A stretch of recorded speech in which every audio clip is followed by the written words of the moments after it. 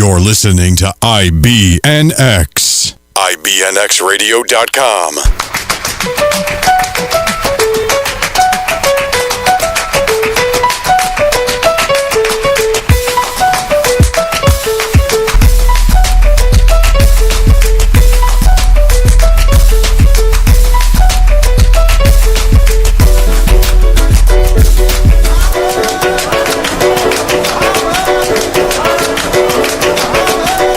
All right, everybody, welcome to this Monday edition of the Leadership Blend with your host, Ricardo Rice, and my correspondent, Just Jazz. All right, so we're in the studio today, and if you're watching on my Facebook Live, you see a face that you should kind of know, because that face hadn't been here for a minute, but she was a good little staple on the show when she was around. So Mrs. Starr is back after graduation, so she's officially a graduate. Hello. So how's everything going, Starrer? It's going well. Kind of weird to be back in Atlanta and like having to reset my roots and make friends and figure out what I'm doing with my life again over here. But excited to be back. Well, you didn't make a life in D.C., so you had to come on back home. Right, exactly. Well, that's the price to pay when you don't make a life in D.C. You come Right. back. I definitely overstayed my welcome there. By the time it was the time to go, graduation, I was like, if I had it my way, I would just go home a week early and y'all can mail it to me in the mail. I felt the same way. Tuskegee was giving me so much of a problem. I was like, fax it, email it, do what you got to do. I don't even care about walking across the stage at this point. Y'all doing the most. All that It's fighting not- and it is stuff, and then not y'all the want to have most. people I mail didn't even stuff. get the degree in the paper. It's coming in 6 weeks. So. Oh, I got mine. Oh, y'all lucky. Wait, how you get yours? You get 'em right Did you now. look in it? Yeah. No, like they give you the little thingy or whatever it's called, and then you go and get your diploma afterwards. Oh, do you have to go to them and get it? Okay. Mm-hmm. Yeah, they That's do new. that. They usually wait until they check all your money, make sure you don't owe them no money. Well, we couldn't graduate if we owed them money, so we had to be financially cleared. See, they're more like, we'll let you walk. No, they don't do that at Tuskegee. Oh, they nice, because If you owe a penny, they will be blowing your phone up. You can't sign up for classes, all that. So you had to be financially clear before you could graduate. Oh, no. Thank goodness. yeah, I don't think you can. Yeah, I don't think you can get away with that. Yeah. Your school's really nice, because I wouldn't most use of that them word, like. but in this sense, yeah, I'll give them that. I'll give them that. But because normally if you owe money, you're not graduating. That's just not happening. Mm-hmm. So yeah, we're not. That's not happening. Oh, so I'm so proud. I have two little graduates sitting in front of me. Oh God! And then of course Jazz's go left. Wait, whose idea was this? Ugh, good grief! You're getting softer, and the more time you spend around here, you're getting softer. All right, so let's get into it. All right, so let's start with. All right, so most people are not familiar with the impeachment process and how that actually works. It is Wait. not something that you up and go, oh, we're going to impeach about. They still trying to do that. Yeah, apparently there was a real conversation about Oh this. my! Again? Yeah, apparently there was a real What we care conversation. for? It's too late. It's 2020's right here. Here, Look. we got nothing to do. Look, all right, so here it is. Justin Amash, who is the first GOP member of Congress to say that President Trump engaged in impeachable conduct. Amash, a libertarian from Michigan, caused a commotion over the weekend when he tweeted he believed, after reading special counsel Robert Mueller's report, that the report established multiple examples of Trump committing obstruction of justice. Democrats are thrilled and will use his statements to pile on the pressure of his fellow Republicans, but it doesn't seem like his viewpoint will snowball into something bigger with the GOP. Even Utah Senator Mitt Romney, who has blasted Trump over the Mueller report, said he wouldn't support Amash's call for impeachment. And I saw the picture of this guy. He looks like he's like a young guy. Yeah. So, I mean, first of all, Mueller report came out a hot minute ago. Anything that would have came from it would have already came from it, I feel like. well, I mean, they had him. They pressured them to give them the report, and then when they give them the report, I don't know if they were expecting them to give them a smoking gun, but you made them give you a report. Do you really think they're gonna leave incriminating evidence in the report?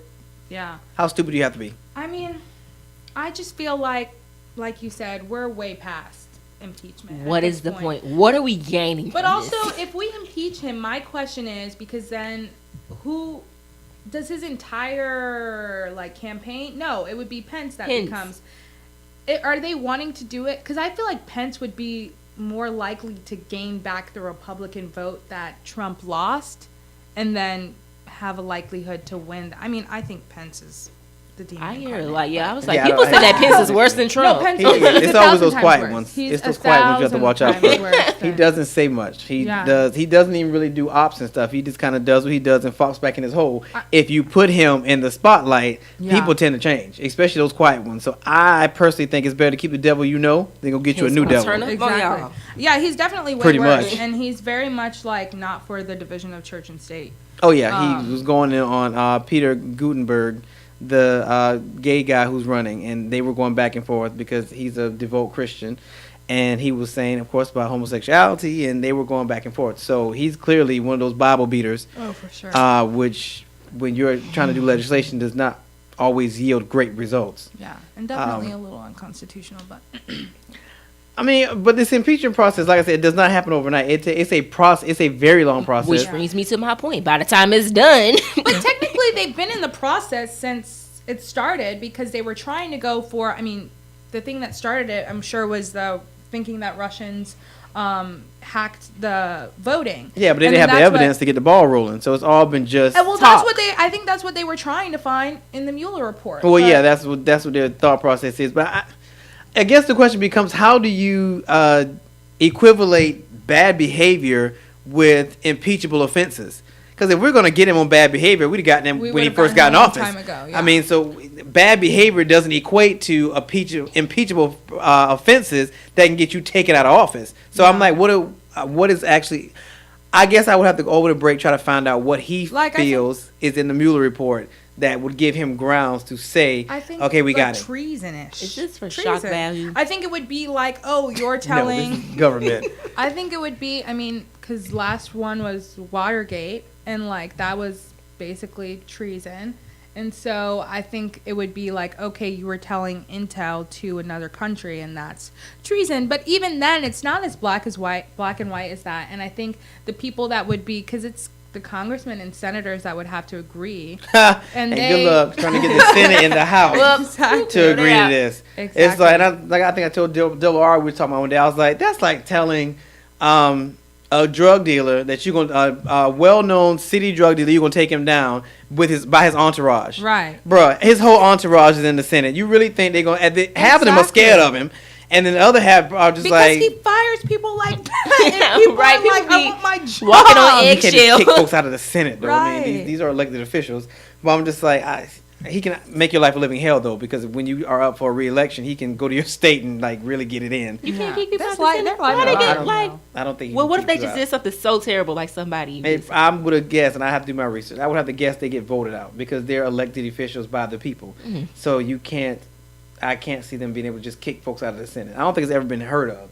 Yeah, So I think it's a voting process that, but most of them are not going to do anything stupid. To give that cushy 6-figure income and Mm-hmm. the $3,000 food budgets and the $3,000 town food cars. They budget. eat like they haven't seen food in years, Yeah, especially the house. Oh, mon Dieu, the house.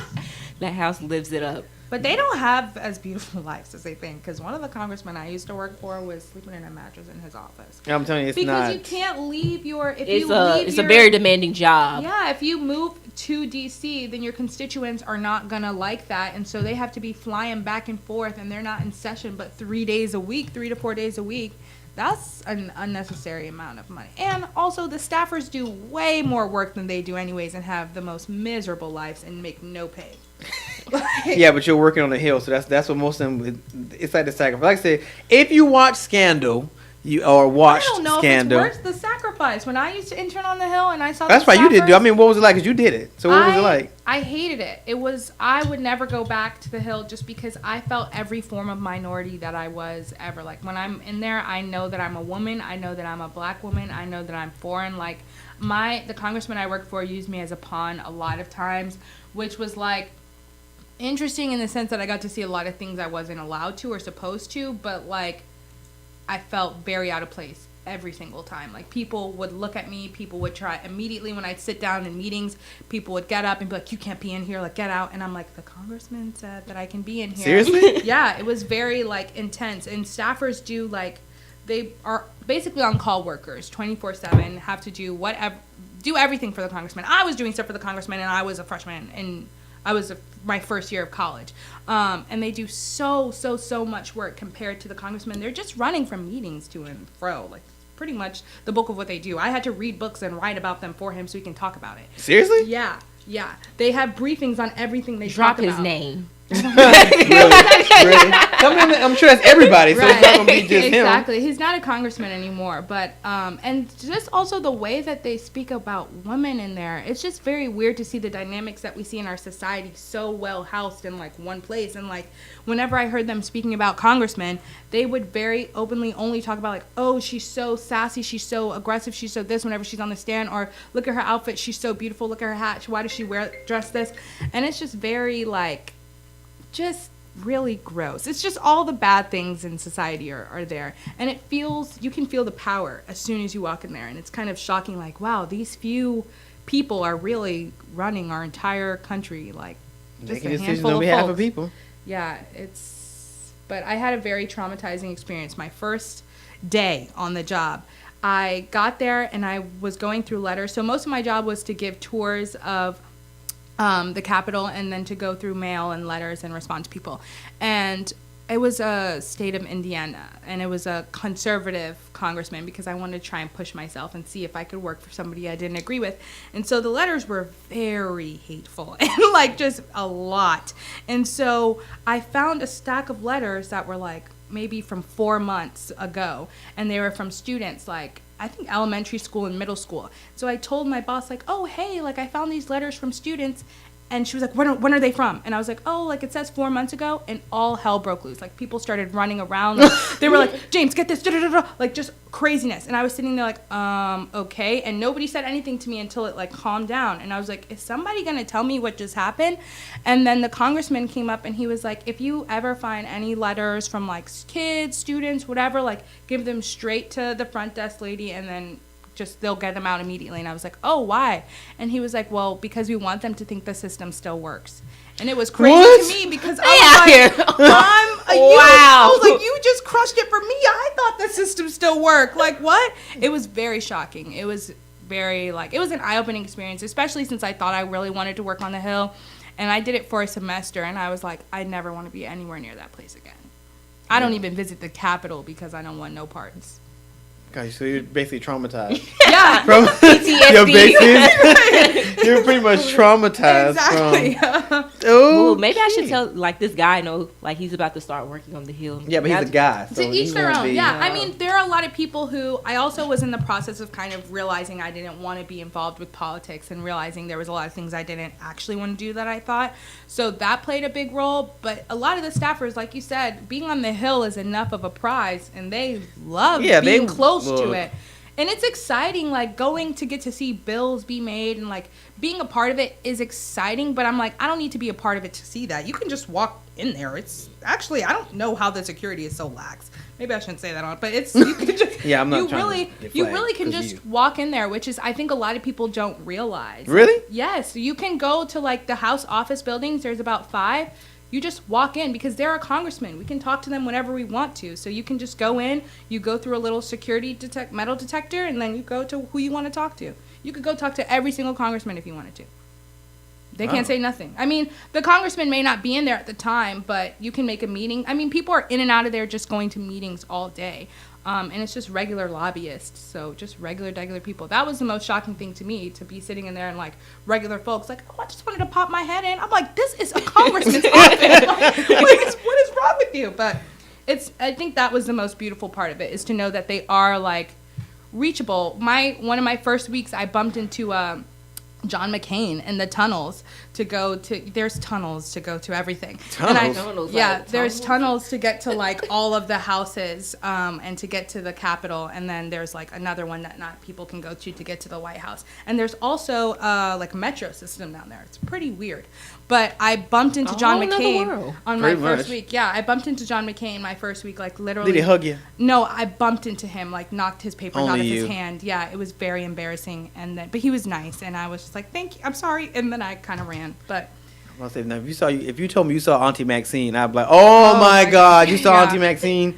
But it's crazy too, because a lot of people who are what's the really popular lady? ASO? I don't remember. Oh, it's my Okazi. Yeah, because you can go to any hearing that you want to, they're involved in those hearings. They're in their own committee, so you see them like just walking around regularly when you're in there, which is very shocking. Like, because a lot of people only see them on the news, but when you go there, you're like, they're right there, and, like there they are, and then you're like, oh, this is their job. Like, they're not. I mean, it's not like they're not friendly, but you can tell that they need to go to do their work. Like, you can't be like, hey, can I get a picture? Like, you watch people come out of hearings to just interview them for their stations, and I watched a girl running next to the congressman. The congressman didn't even look at her. Like, she was running, wow, sir, we wanted to know if you could, sir. Nope.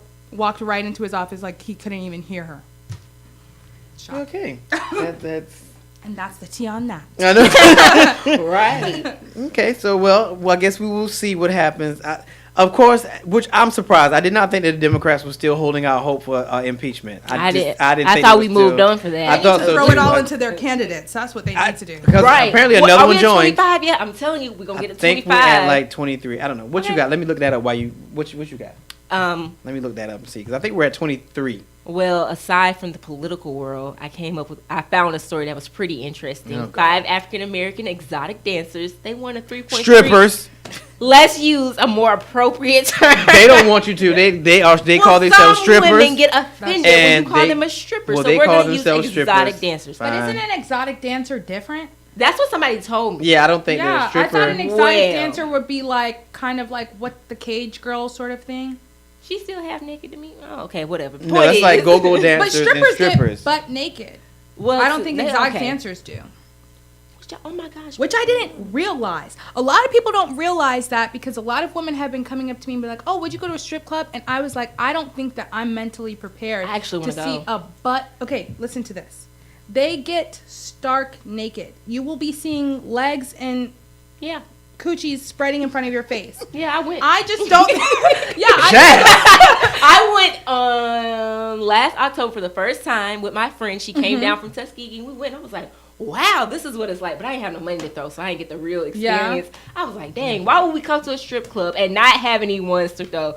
But it was like, wow. See, I'm totally here for women being able to do that, and that's them. I just feel like when I would be in there, I would be like, you don't have to do this.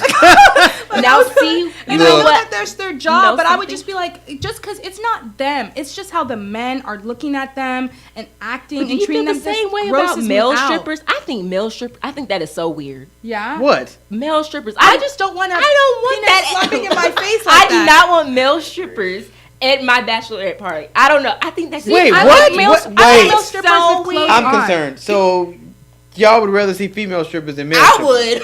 I don't know. The whole concept of the guy that's just so weird. I just But don't you want would to have see a any female naked put her strippers. breast and her I don't know. her vajayjay all in your face, I her guess butt. I would. I don't know. The whole male thing. I just know. See, y'all can get away with stuff like that. But a man said that, he was like, dude, you kind of gay. Like, you'd rather, you're a little gay. Like, that's not how that works. I feel like just, I would be fine with a male stripper, but just keep your clothes on. But that's the same way I feel It's not a about- stripper at that point. If you got his clothes Then I would be I fine with don't a know, I male just don't exotic want- I was dancer. like, I told my friends, I was like, do not bring a male stripper to my bachelorette party. If you guys do, I'm walking out. I would just be awkward. I'm already awkward with regular men, let alone one who's shaking his junk in my face. Right. I don't know. Maybe that's my problem. I just think I'm a little awkward. I'm confused. But I feel like when I see a woman, I think I'm more like, yes, girl. Yes, like, I guess because it's I've seen that before. You It's like, do I'm a realize girl. that they're trying to get your tip money, so Right. they're gonna shake or That's why I don't drop or go. gyrate, That's whatever why I they don't need go. to, whatever I they wanna need to see get a it. tip. It's like serving on the extreme side. Like they're working for tip money, so they're gonna shake or gyrate or whatever they need to. But again, that's creepy because girls can get away with that. Like I don't like the fact that y'all said y'all don't want male strippers, but y'all prefer females. I like the idea of strippers from like afar, like in a movie where you're sitting at your table with your friends, you're like woo, like screaming. But like once they come up, and then I'm like, no, please, I'm good. I'm actually good. No. I don't know. See, I wasn't that close. Like one was trying to get me to come like up. I was like, I'm good. Yeah. I'm good. And plus, I didn't want to be embarrassed because I have no money to give her. They wouldn't finna talk about me, and I was gonna be all on Instagram. They get quite offended when they dance. Well, have you heard about that? This girl came to the strip club and she didn't have no money. I was not about to be that girl. Well, have you heard about this? I don't know if it was real because I heard it on the radio, but it was like one of a promo things. I don't know if they were just saying that, but a lot of strippers have been. I mean, I'm sure this has been happening for a while. Getting upset when like people who are just guests and then come and dance on the stage and then they make money. Like people are throwing ones at them and they're like, okay, no, I think that's why they have security. Okay, that's not supposed to happen. Yeah, I think that's why they have security. I haven't heard that one. Most recent thing I heard about strippers is this story, and then like the whole incident with, was it 50 Cent? It was a video of him picking up the money. So, Lord. Yeah. 50 be wilding out. I don't. You know what? Never mind. Let me stop before he come for me. I'm not gonna be his next victim because he's really out here searching for people who owe him money. So that's I'm just gonna hush. 50 is rich and he has nothing else to do. So I'm just like the poor little dude from ATL. He doesn't bother anybody, but he was coming for him. I was like, he hasn't said anything about you. Who? Dude, what was his name? Esquire from ATL. He played that part. Mm-hmm. I don't know. Anyways, 50 Cent just came out of nowhere and was like, "You owe me money. I saved you." And I was like, "Whoa!" But that escalated quickly. And again, 50, don't come for us. But do you think do you think that people, because when I read 50 stuff, I feel like he's just like kind of like clowning around, like joking, like just to get a rise out of people, like not like technically trolling, but in a way. But do you think that people are actually like taking him like seriously? Some like, because I don't think he's taking himself seriously. At this point, he annoying. At first, it was like, all right. But now it's like, okay. That's how I felt. But a lot of people were like, no, I live for those. I love I don't live for it. I mean, most people, it's kind of like. I mean, if he's still doing it, people got to like it. I mean, it's just like with Trump. Some people actually sit around and wait for him to post what's next. It's just like. Okay, I ain't gonna lie. He did tweet something one day, and I was like, "This is so sixth grade." It was like a middle schooler tweeted it. That's what made it so funny. I was like, "Dude, did you retweet it? No, I didn't retweet it. That I didn't retweet question. it. I actually screenshot it and sent it to my boyfriend. I was like, "Look at this, miss. Tell me this does not sound like a sixth grader." Oh my god! He was like, "It does." That's what. Yeah. All right. What was the story? Oh, what was the story? Because y'all just went on to tell you about strippers. Strippers in Jackson, Mississippi. They won a $3.3 million racial discrimination lawsuit. So a federal court jury in Mississippi has sided with 5 African-American exotic dancers who said they were treated differently than their white colleagues by the management of a nightclub in Jackson, Mississippi. The lawsuit, which was brought by the U.S. Equal Employment Opportunity Commission, EEOC, claimed that Danny's Downtown Cabaret avoided using the black dancers whenever possible, used racially offensive epithets. Epitones, probably. Or epithets, epithets. Yeah, epithets with them and fined them $25 for missing a shift. The white dancers reportedly had flexibility in their schedules and didn't have to pay a no-show fee. The discrimination had been happening for at least 8 years, according to a press release by the EEOC. Besides their scheduling abuse, both Danny's and his predecessor, Baby O's Restaurant, forced the dancers to work at the related club, Black Diamonds, where the pay and working conditions were worse. If they refused, they were fined and sent home and not allowed to work at Danny's. Wait, so why didn't they just stop inviting the black strippers to come if they didn't like them so much? Because that's discrimination. They're not going to be outright. They're not going to be blatant with it. Which actually, when you think about it, they kind of were, because they had, sounds like they had a white club and a black club, and the black, but you got to have your tokens, so you got to have them on staff, because people will realize really quickly, oh, so all the white girls are at this one and the black girls are at this one, and the black girls club is trash and the white girls club is actually nice. So you can't be blatant with it, so you're going to have to put a couple of nicer ones in the white clubs, but you don't have to use them, but they're like tokens, they're just there, but you don't have to actually use them. Wow, you know what? Kudos to the strippers. Look, kudos to the strippers for calling the EEOC, because technically that is workplace discrimination, which is what the EEOC is designed to combat. Wow, nice. Splitting $3.3 million for back pay and past and future suffering. That's been reported. So they walked out with a nice bit of change. The verdicts includes $1.5 million in punitive damages, $1.68 million in compensatory damages, and $130,550 in back pay. So nice. They Go got them star for the They strippers. don't gotta strip no more. Yeah. No, they will. They will. They will. They will. They will. They will. Look, I was just trying to be positive. They don't gotta strip no more. Look. But that's valid though, because why? That's actually a question I often ask myself, because I feel like when I've spoken to strippers that I know, they are getting into it because they want to make money to pay off their bills or go to school or do something like that. But if they get a good gig, they make that money fast. Yes. So I think that stripping can just be so easily a slippery slope from what I've heard.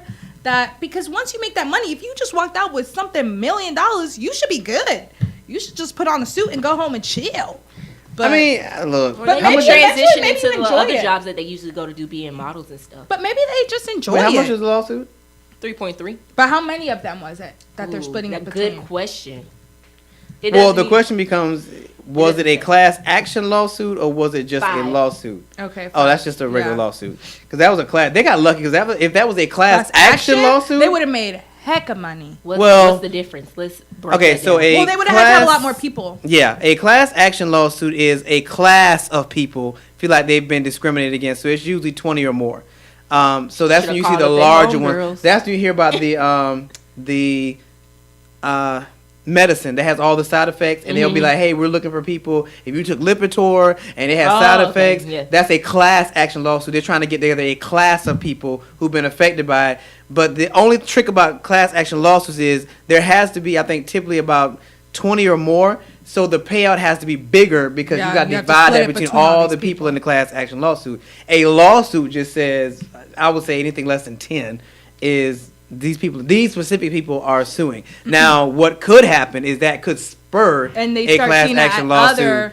Yeah. Which I don't know how that would spin though, since they're already awarded. That's what I those was about to particular ask ones. you. I don't think they would, if anything, maybe they would get like a small cut, but I even doubt it. I think they would just be the fuel to the fire. Well, if they've already if they've already shown that this was going on for at least 8 years, there is a class that would have been discriminated against in those 8 years. That went before them, yeah. Exactly. So I ain't gonna say a good lawyer. Yeah, a good lawyer would have, no, but a resourceful. Yeah, there you go.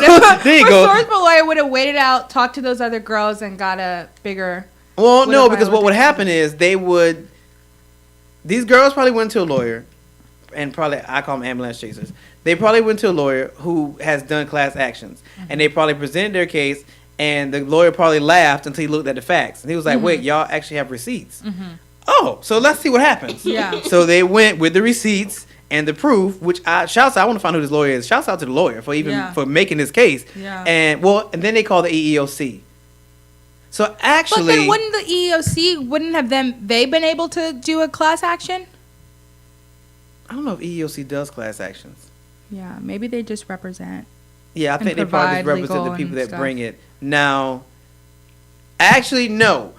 Because the EEOC got involved in it, they probably filed a complaint with the EEOC, and then the EEOC has to do their due diligence. And so they found the actual case. So I'm sure this case has to be public record. So if a good lawyer was looking for a class action, he could go to take the that. facts from this case because Okay. the research is probably yeah, already use done. that as like case experience. Exactly. As well. The case has already been done, and take that and make it find other people, put out the ad like the medicine companies do. Hey, did you work at the Nasty Kitty between 2002 and 2008, and you feel like you were discriminated against? Yeah. Hey, we're looking for you. Build that class. Most of the research has already been done because the Go EEOC's find already the done Nasty it. Kitty Take right that and run with it and really hit them in Yeah. the pocket. So there you have it, folks. If you're a lawyer in Mississippi and you do class action suits, you might actually have an opportunity here because the EEOC has probably already done most of the work for you. Hey, pick it up and make it happen. So hey, on that note, we're gonna take our first break, and when we come back, we'll have more on this on the Leadership Blend with your host, Ricardo D. Rice. That's pretty impressive.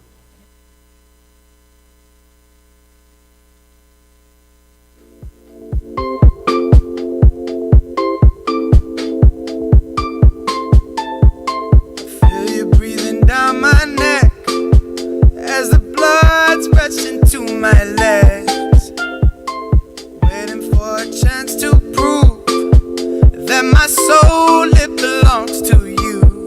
I just wanna go there. I just want a beautiful escape. I just wanna move, yeah. Show you that this love is yours to take. And now we're driving over fears that make us feel like we're not enough.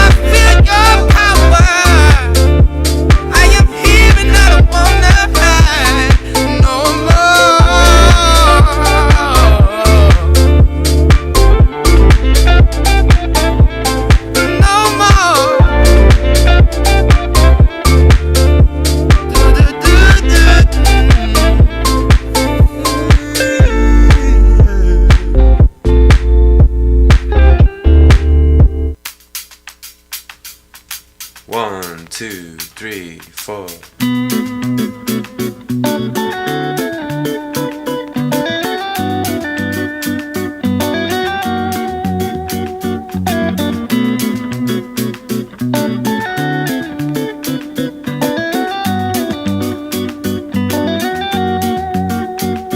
I love the way it flows, I love the way it grows. There's something in this sound that takes me far. It's like a special song, can move my mood along. What I cannot say you'll hear through my guitar.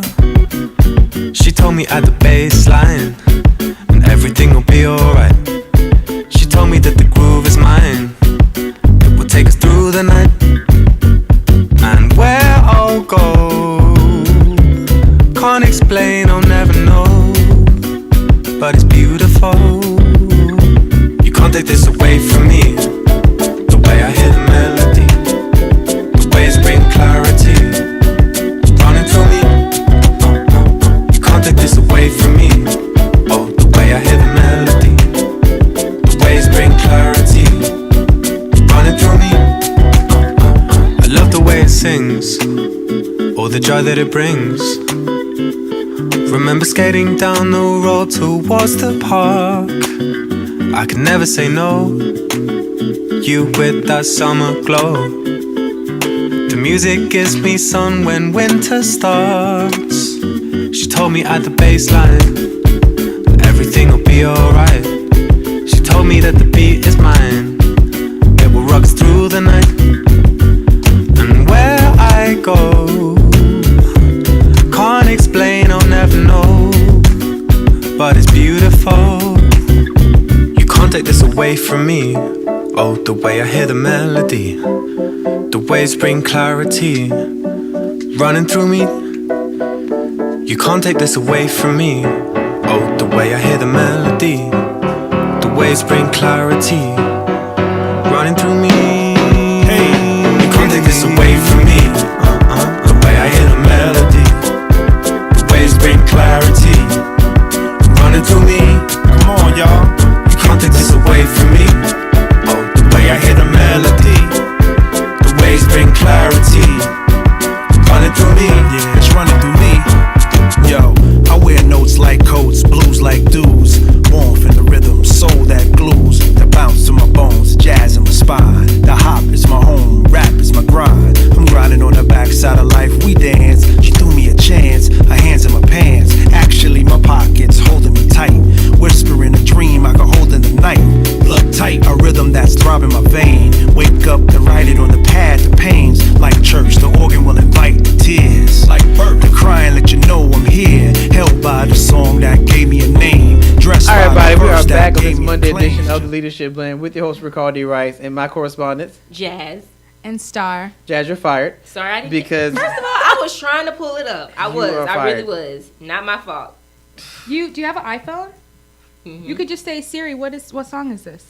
Really? Yeah. What? Yeah. Not Miss I'm a Team iPhone, and you don't even know how to use it? I use my iPhone for FaceTime Right. and texting. And speaking of that, was your iPhone messing up yesterday? I didn't have any problems. Let's tell you a fun story about this. Because so I recently mistakenly got on Bumble, right?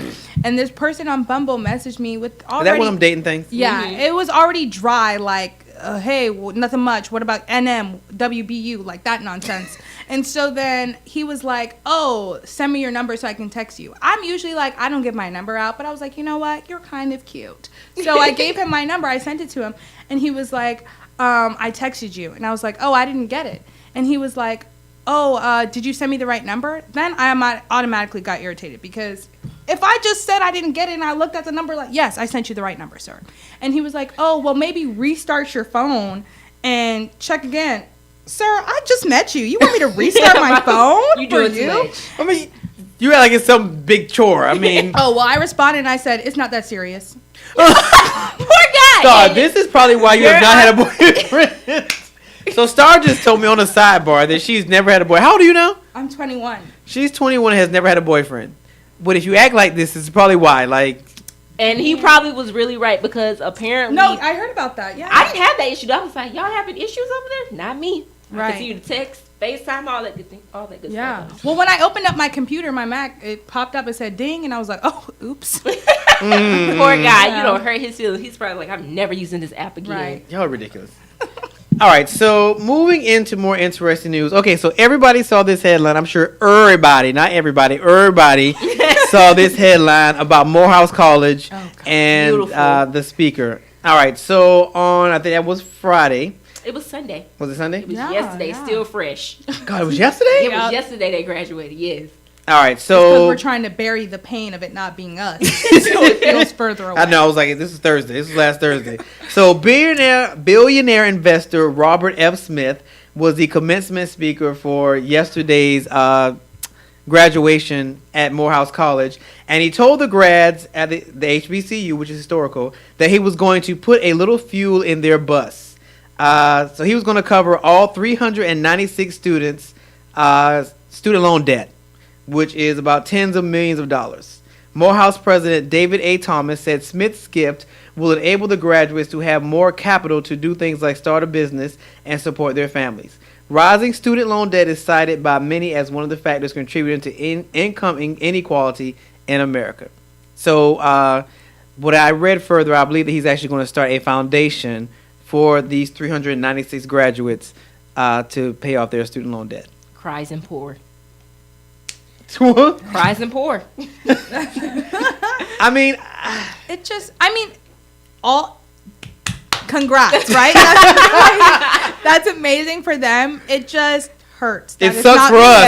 It sucks for us. Like, wow. Because all my loans are still sitting there. Who's going to pay me off? I think the average amount of debt for a Morehouse graduate is like 70,000, 60,000. It's a lot. Their tuition is outrageously. It's a lot. I mean, HBCUs in general are so yes, they're like double the price because most of them are private. And you can't use the black card to get some financial aid. So yeah, you can, but Shakira at the financial aid counter, she ain't trying to hear it. She knows. She's not trying to hear it. Well, at Howard, there's a lot of Howard, really?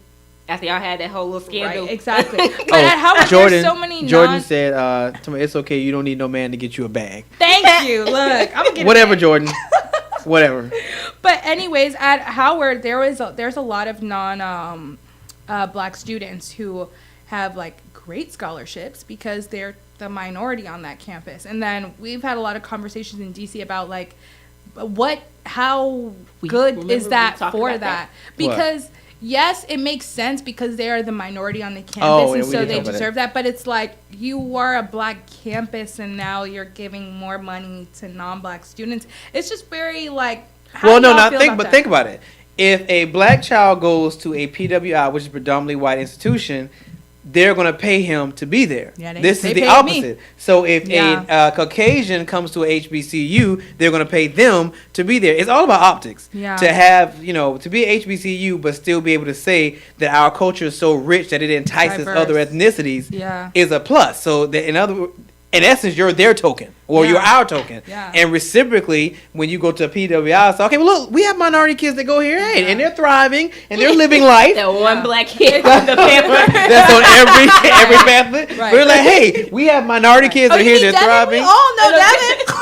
Ain't never seen Devin. Right. I mean, look, it's all about optics. And also, if an HBCU plans to get other types of monies, they have to show diversity as well. Howard has a lot of Middle Eastern we have a lot of Middle Eastern people, too. Matter of fact, a lot of our professors are Middle Eastern. Yeah. Like, Dr. Miller was my only African-American teacher. Oh, I'm sorry, and Dr. Indy. Okay. They're the only ours was a lot. I was in the School of International Service and at American University, and I'm gonna just call out this flaw. There is that it's an international, studies program, and most of our teachers are white, and people are teaching me about African studies. But you know what the problem is? A lot of black people don't have PhDs. We talked about that when I went to Howard. But you don't even need a PhD now. I mean, just it doesn't pay off to be a professor if you don't have a PhD. But you don't have tenure. It's so hard to become a tenured professor, regardless. Most of them are adjuncts, anyways, and a lot of professors have told me that it's very difficult to be a professor because you have to start with adjunct, and then they ask you, like, you have to do so much research that the time that you're dividing is just not realistic. Because that's what your tenure is. You're like doing your research and all that stuff. Yeah, but I learned that when I was at Howard. They were like, the percentage of African Americans holding PhDs is pretty low compared to other people. Well, here's the thing. So every college is accredited by a different body. So depending on your accrediting body will dictate the ratio of professors that have doctorates to those who don't. Because I remember when I was going to AIU, when I got there, it wasn't a big deal. Then they changed accrediting bodies, and it was like, no.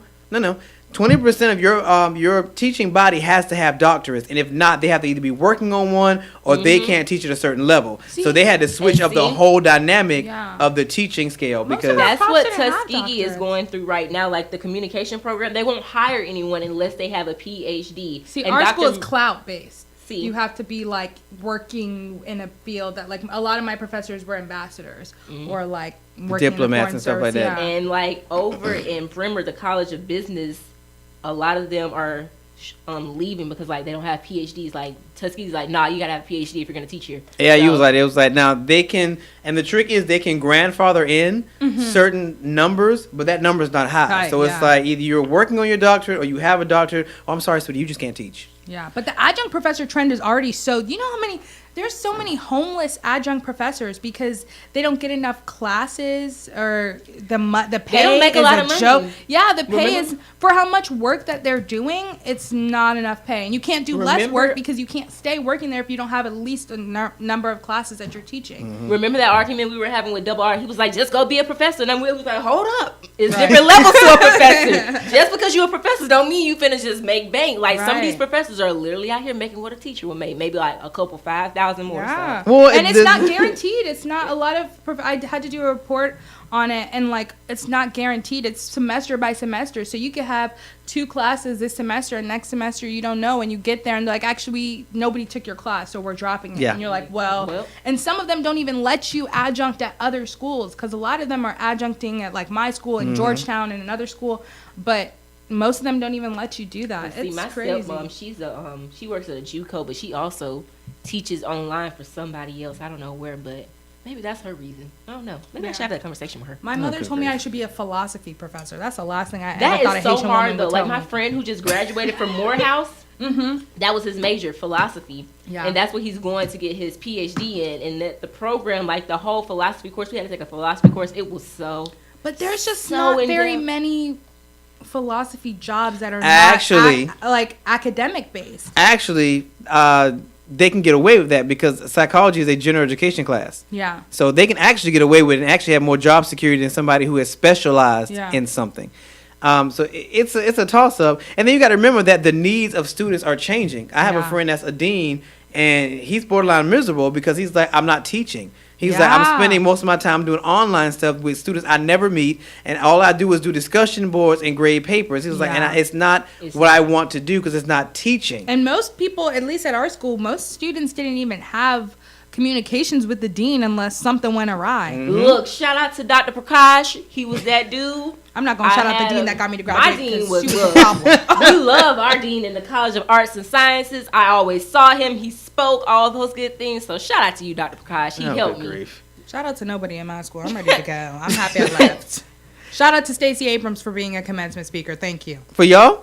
For College of Arts and Sciences, yeah, she was there. I went. But somebody. Do you know Chimamanda Ngozi? I don't know if you've heard her. She has an amazing TED Talk. She was there too. We had a good lineup. The one from my school, I didn't really care about him, but the rest of them were good. Who was mine again? She was Obama's former U.S. General Attorney or something. Yeah, like that. we had Obama's former military something. What's her name? What's her name? Lynch? Something Lynch. I don't know.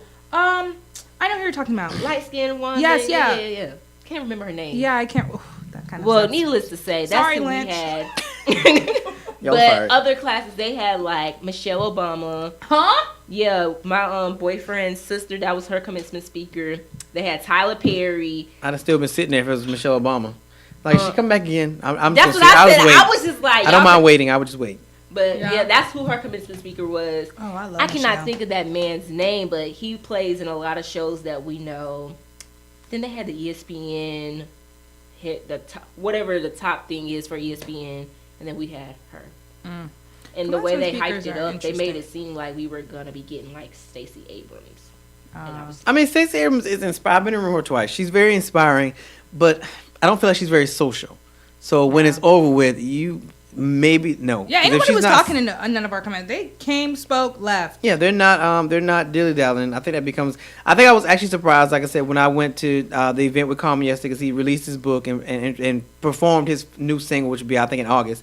And he actually was willing to take pictures to the point they had to come get him yeah. because he was like because media was there first, and one of the girls was like, can we get a picture with you? And he was like, sure. He actually came off the stage, and before he knew it, he was bum rushed by all these chicks, and they had to come get him. It was like, yeah, you can't do that. Well, people are they'll abuse crazy it. these days. That's just like when you go to a concert, you just know to get the meet and greet. Well, you have people performing at the concert, and then the meet and greet, and then what's that girl from American Idol? She got shot and she died. Oh yeah. And so like when that happened, a lot of people girl. was like, nope, we're not doing meet and greets anymore because a lot I had of plans on doing that with Drake, and then he was just like, nah. Well, you know what I think too, because I think there's a lot more. First of all, there's a lot more social anxiety with a lot of performers, and a lot of this new wave of performers like just are like, I just want to perform, and like it's great to know you guys, and like also because social media is so interactive nowadays, they just get so overwhelmed with face to face that a lot of them just tell you fresh off the boat like, oh, I don't do meet and greets like. Well, let's just call it what it is. It's a skill. It's a dying art form that people are able to actually interact face to face with the generations after, probably mine. It's just not something they're teaching, and these kids are used to emails. And I see it all the time when I interview for the internship program. You know, most of them can't look at me in the eyes. Most of them, they're not accustomed to talking. I think I did pretty good. You know, I don't even remember your interview, honestly. Wait, were you with a bunch of people? Or who was I with was you? with a lot of people. That's probably. I was with the whole film crew. I'm the only person who came to radio. Seriously? Seriously, everybody else went to film. Oh. I really am. Like, I was the only one. Or they didn't just come back, period. But I saw a picture because there was a girl, then the guy, the two guys. Yeah, everybody went to film. You was in that group? Yes. Wow, I wasn't memorable. No, it wasn't that. It wasn't that. I mean, look, you gotta remember how many interviews I got to before it started. How many was in yours? It was like 5. It was like 5 or 6. It was like 5 in Star Zone, and I think all of them came to radio because you were in the first group I had. Except for that man. What man? The one that was a grown man. I get so many of them now. I can't even. Yeah, no, he was a grown man. Well, yeah, I'm the only one who came to radio. Everybody else is on your TV squad. Oh. Are they ever gonna come over here? We need to mingle. Have a little mixer. Oh, I'm gonna tell you. I need you on June 1st, so you'll meet. You'll see everybody then. Yeah. I'm getting. Well, June 1st will be the time that everybody meets each other, but. Once the magazine team is fully functional, which they kind of are, then I'm going to have a get-together for everybody to meet each other. So for those that do not know, since we got on that as a sidebar, I do have a radio show, a TV show, and a magazine that's being worked on now. So each facet has its own team. So if you're looking for a summer internship or you know somebody who's looking for a summer internship, it is on site, so you actually will be working. So for instance, the TV team shoots every Monday at 3 o'clock at the college. So they're actually on site. The radio team, as you see with Jazz and Star, she's done it as well. You're on the air with me, learning and perfecting your craft. And the magazine team meets on Fridays at 3. So if you know anybody that's looking for a summer internship in media and they're majoring in majors like communication, journalism, English, things like that, the majors that are kind of geared to this kind of stuff, have them go to ricecommunity.com and fill out the inquiry form, send me their resume, we can go from there. That's what they're talking about. That's how they all came. But I don't do individual interviews, so that's why they're talking trash. Because I only do group interviews. I think Joseph was in a group. It was 4 or 5 in your group? Oh, it was 3? Okay, well, he remembers. There was 3. There was 3 in his group. I don't do individual interviews. My logic behind that is you're going into media. If you don't know how to decipher and stand out in a room of people, you're never going to make it in media. That's especially in Atlanta. If you cannot go into a room and stand out for a good reason, not do something crazy. I mean, let me make that disclaimer. For a good reason, then you're going to be shot out. So that's why I do group interviews. I want to see who stands out because those are the ones I'm going to go after first. I think we bonded though. I think we did. I think you're giving yourself way too much credit. I think you're giving yourself way too much credit. Because I eased on up in here. I don't think you would allow me to do that. Because you remember I used to be in the little room over there struggling. Yeah, well, it was kind of sad. I remember. No, you do like mini interviews, not really interviews, but after you do the interview and we start working, you do a little convo on the side. Because I remember in mine, you were like, I feel like you're a little like shy, like you gotta, but you might get a little loud eventually. And I was like, he don't even know yet. Yeah, you kind of came out left. You came out a bag on me, but it was. But yeah, Jazz was kind of because she said, and I always tell people, be careful what you say. She said, "I love social media. That's what I want to do." Wait a minute. Wait, so, I did not say that I love social media. What did you say? I said I wanted to work in PR, and then you just threw me into the whole thing, and I was like, I don't know that much about PR. That was the problem. So had I known a little more about PR, I would have definitely probably stayed on that side. But well, no, like that I was had one internship with PR. One. Everything else on my resume was social media, and I was telling you how I'm trying to get out of that because I don't like social media. It's too time consuming.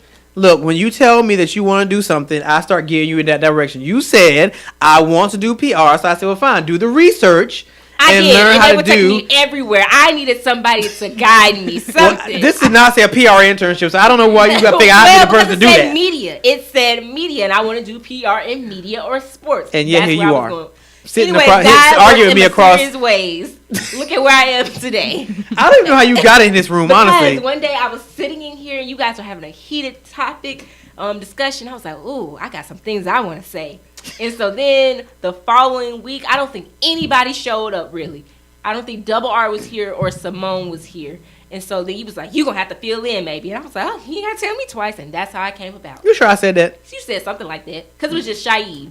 It was literally just Shaid. I didn't cancel the show that day.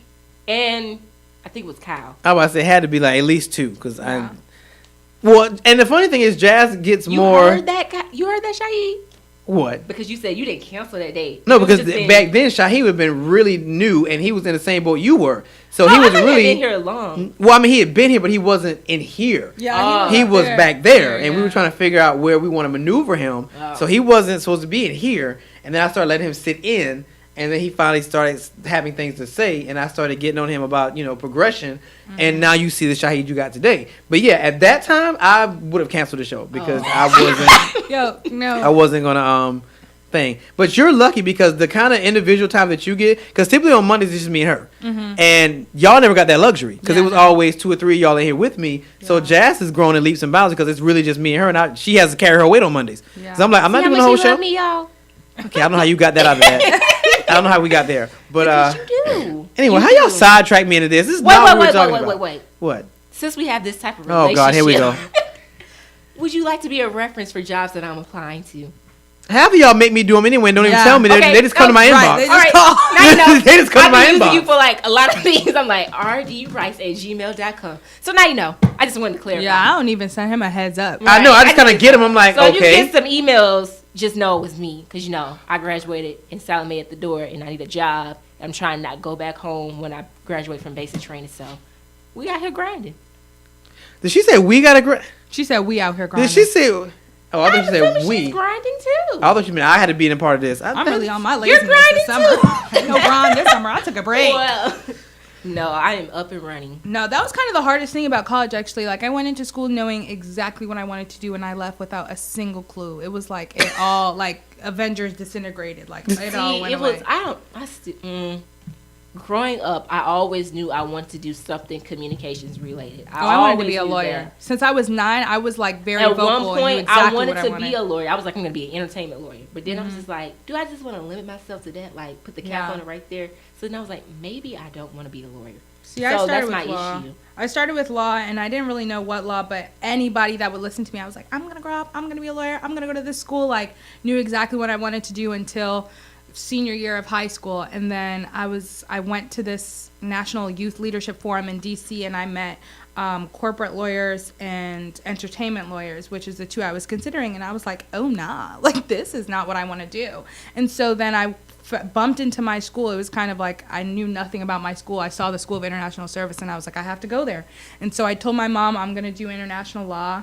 And then I got there, and I was like, actually, I don't want to do international law either. I just want to be in the foreign service. And then I had lunch with an ambassador, and I was like, actually, I don't want to do that at all. And then I wanted to do broadcast journalism. My first year, I decided I had this overwhelming feeling. I was like, people kept telling me, like, you would be so good at it. And I was like, yeah, I would be good at it, and I would love it, and I would like it a lot, but no. And it really made no sense why I was saying no. But I told my parents, and they're like, you have to move back home if you do that, because we sent you to the School for International Studies. And I never wanted to be in Georgia for school. So I was like, absolutely not. Dude. And so I stayed there, and then I just kind of decided, did the radio thing for a little bit. I had my own radio show, and I liked that. But when I had my own radio show, it was very heavily music-based. Like, we had to play 70 to 80% music, and I like to talk too much. So it was just not When you told me, I was like, so you're going to play mostly music? Yeah. And you're not going to really talk? I know. That's not going to work for you. Exactly. That's not going to work for you. That just doesn't. Exactly. And it was too overwhelming. Like, as much as I love music, by the time I was playing that much music, I was like, I don't even want to talk at all. I'm just going to play music. And it just wasn't what I wanted. So I was like, I might do a podcast thing. I did my TED Talk, and people really, really, like, I had a good outcry for it. And so I was like, maybe I might do these sort of topics. But now I'm back, and I just don't even, like, job-wise, it's just, I get very overwhelmed. And I'm like, I don't know where to even start. I've been applying to entry-level marketing and entry-level communication PR positions. So marketing specialist, communication coordinator, PR coordinator, because they all kind of fall under the same umbrella. But if it was like I could just get a job, it would be in PR. But I'm noticing there's not a lot of entry-level PR positions. That's because you don't really have time to be fumbling around. Like, when you get in, you got to go to work. That's why I've been doing the whole marketing coordinator and communications coordinator. Well, I told you that you could do PR. You the one you can practice now and put it on your resume. See, y'all be underutilizing stuff. You can practice now. All this good work I got around here. You are on my resume now. I'm just saying, but you can go to the car and show you. If you were to play around with PR, all this good work I got going right here. I don't know. I need guidance. That's what I'm saying. I just don't know it at all. Well, clearly you're not going to be able to get it because they're going to expect you to be able to do it when you get a job. So we can work on that. No. I applied for one. They hit me up. Oh, and let me tell you this news. I have an interview with the Falcons. So God is working for me. I just don't even know what sort of, like, keywords to type in. Like, I'm just it's the plight of the creative. So everybody knows I'll be 40 on Halloween this year. And I'm like, okay, I'm kind of like you. I wanted to go to school for law. So my undergrad is pre-law political science. Only to discover I don't want to go to law school only because of the cost. I was like, I would go, but I'm not paying that. I'm not amassing that amount of debt to, go to law school, which I'm kind of glad I didn't, because some of my friends did, and they were getting their butt kicked by their student loans. Mm-hmm. And they didn't land that six-figure job that everybody thought they were going to land. Yeah, but especially it's a lot harder to find a job as a lawyer right now. Exactly. Extremely hard. Exactly. So a lot of them end up in government jobs, and they're not making that kind of money. If that. Yeah, they're not making that kind of money. But, now being a creative, it's just like, well, now I don't want to work for anybody because I'm a creative. This is kind of what I do, and I don't want to. So there's a plight that goes to being a creative. And most of the time we do end up being entrepreneurs because the objective is I have to find the most minimal job that will allow me to at least live to get by being creative until my creativity breaks the mold. Which the funny thing about it is, so the concept is you can either go use your degree and get a $50,000 to $60,000 job right out, working 8 to 5, 9 to 5. I can't do no 9 to 5. Doing it during the week, off on weekends, and trying to cram everything in your weekend. Yeah. Or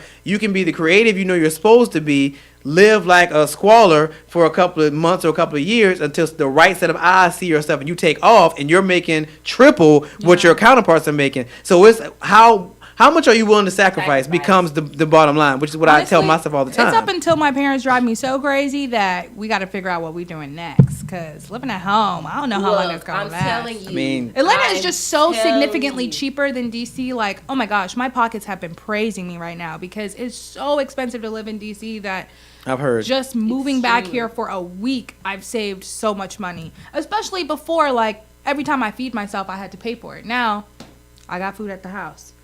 But I told my parents, I was like, if I'm still living in your house come next fall without any possibility of leaving, we got a problem.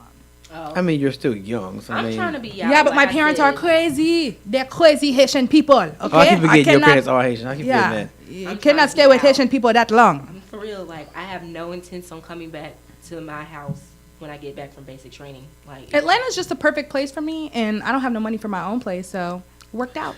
All right, so on that note, we're going to take our second break, and when we come back, we're going to actually go back into this abortion law and actually look at what caused this abortion law and what's at the core of it. So stick around the Leadership Blend with your host, Ricardo D. Rice.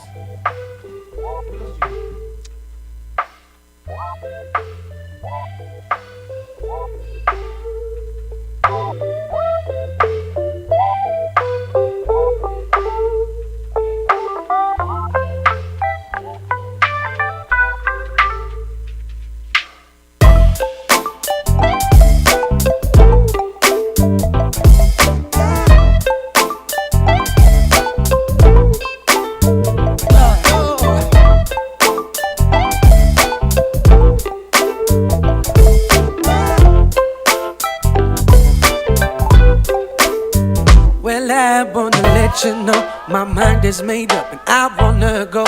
And I've been thinking about what to do. Been thinking about being you. For a long time I try to find reason to stay here in this cage of mine. Well, I don't need no borderline. I don't need that frame of mind. Let me tell you, I don't need nobody. Nobody but me.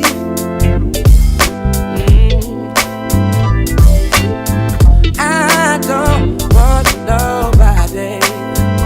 nobody but me. Nobody. Listen, now a year gone by and I want you back. Those things I ever said, regret seeing that. Funny how I never saw it before. I guess sometimes gotta walk out the door. Don't always seem to go. You don't know what you got till it's gone. Don't it always seem to go that you don't know what you got till it's gone. I do need somebody. I need my baby. Yeah, yeah. I do need somebody. I need my baby.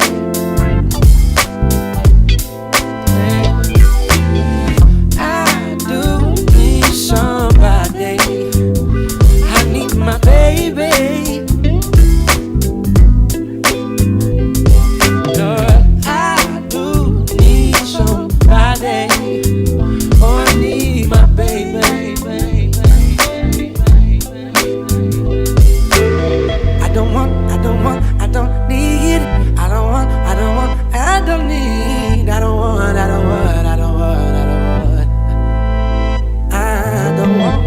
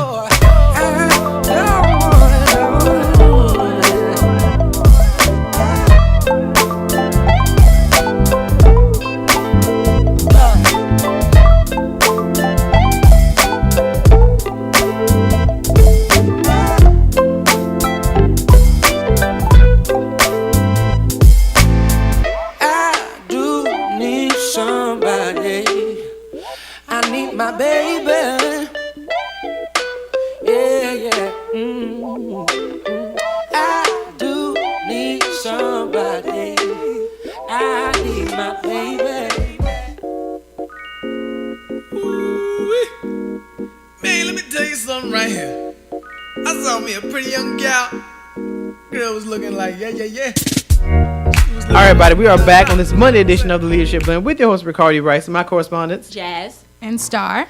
All right, so Jazz, you had an interesting story. So what's the story? San Francisco is looking to ban facial recognition. They're saying it's the beginning of a national battle over technology.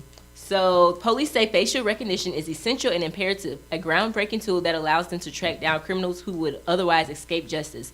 Opponents say the technology is nefarious and dangerous, and ominous of repressive government surveillance. The two sides are engaged in an escalating battle over public opinion that will reach a turning point this week when San Francisco is expected to become the first city in the country to adopt a ban on government use of facial recognition. Other cities in the Bay Area, including Oakland and Berkeley, along with Somerville, Massachusetts, could follow later this year. State lawmakers in Massachusetts will soon begin debating whether to enact a statewide moratorium on the technology. A bill in New York proposes a temporary stop to facial recognition in public schools, which some see as a first step towards a wider prohibition. Same with a California bill that aims to prohibit facial recognition from being linked to police body cameras. So, I just learned something. They do that like in school, facial recognition? Like what? No, so basically facial recognition is, and it's not as intense as they show it on like NCIS or whatever, but it's that they would have access to any camera like in any facility. And I don't know how well that, I think they have to come to the school and say, show us your cameras or whatever. But it's that they have like a wide use of any camera where they're at and use it for facial recognition. I don't think they should ban it because I think it's solved so many crimes that it showed its usefulness. They're saying that this is coming into play because these gadgets tend to misidentify people with dark skin. So what was that story we had with the AI? They were saying that one of the government offices, I'm assuming transportation, in Atlanta was experimenting with artificial intelligent buses, robotic buses, and they could not spot African Americans. So that's like their main, like this is why this is coming into play, that whole thing. So what is at the core of this again? So what is at the core?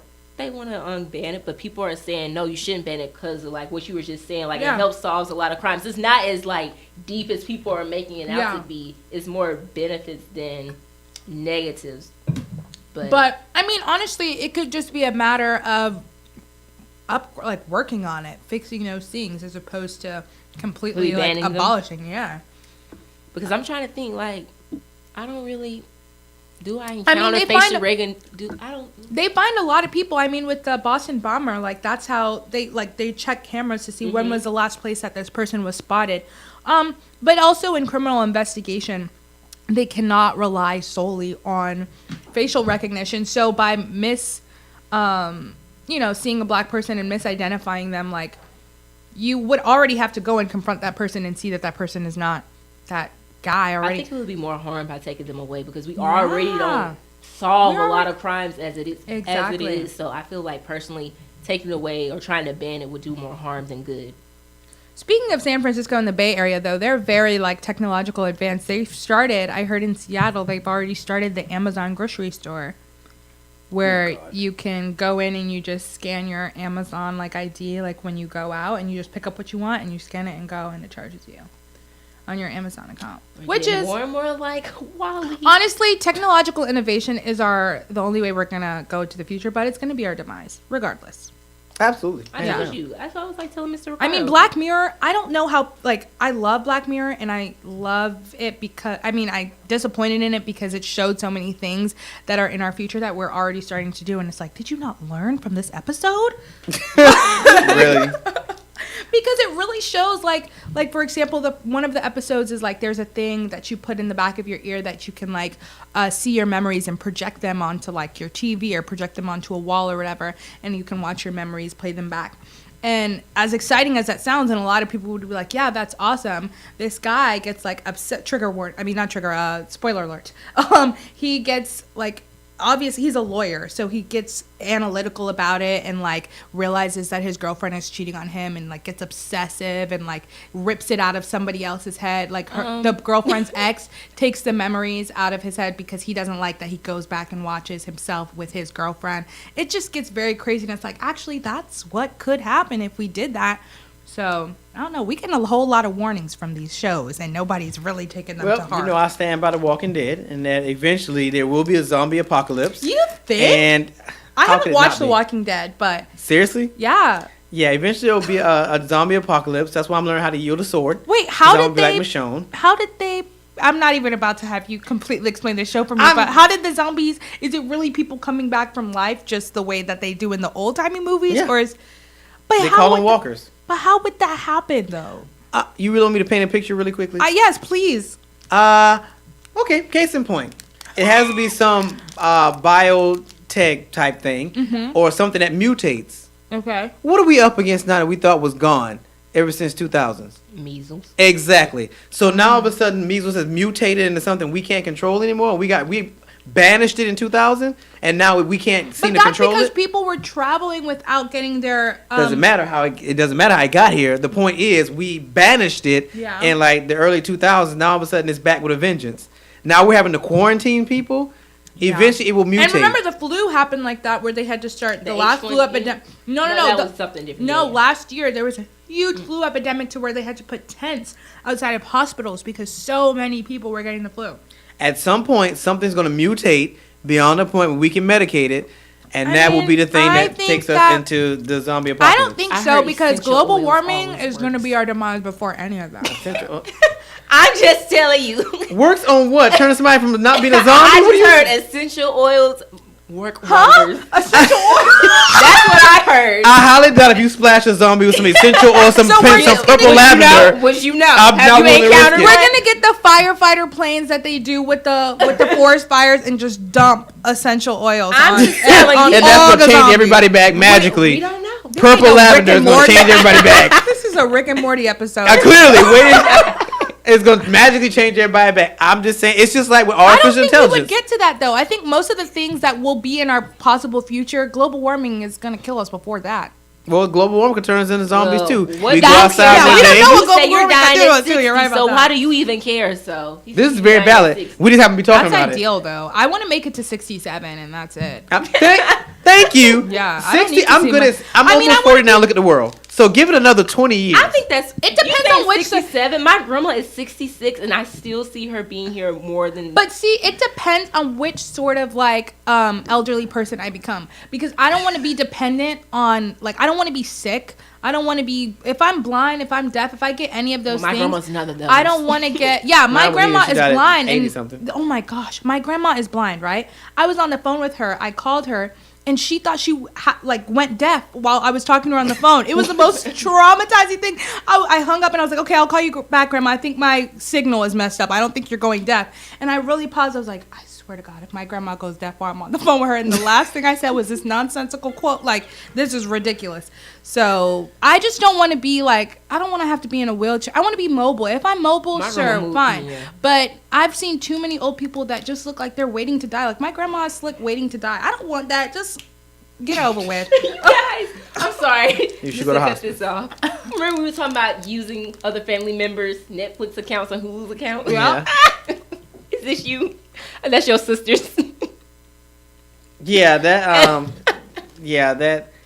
So for those that have Netflix, you realize that our price went from what $7.99 to $9.99, and then from $9.99 to $12.99. Yeah, it did go up. Yeah, it went to $12.99. Now, mind you, reciprocally, Hulu went from $7.99 to $5.99. So I'm just like, and now Disney's coming out. I think by the end of the year with their streaming, which gives you access to all the Marvel movies, the Disney Vault, all that good stuff, and their price point is $6.99. So before we go on the air, Star, you asked that question: that do we think that people will stop Netflix and go to Disney?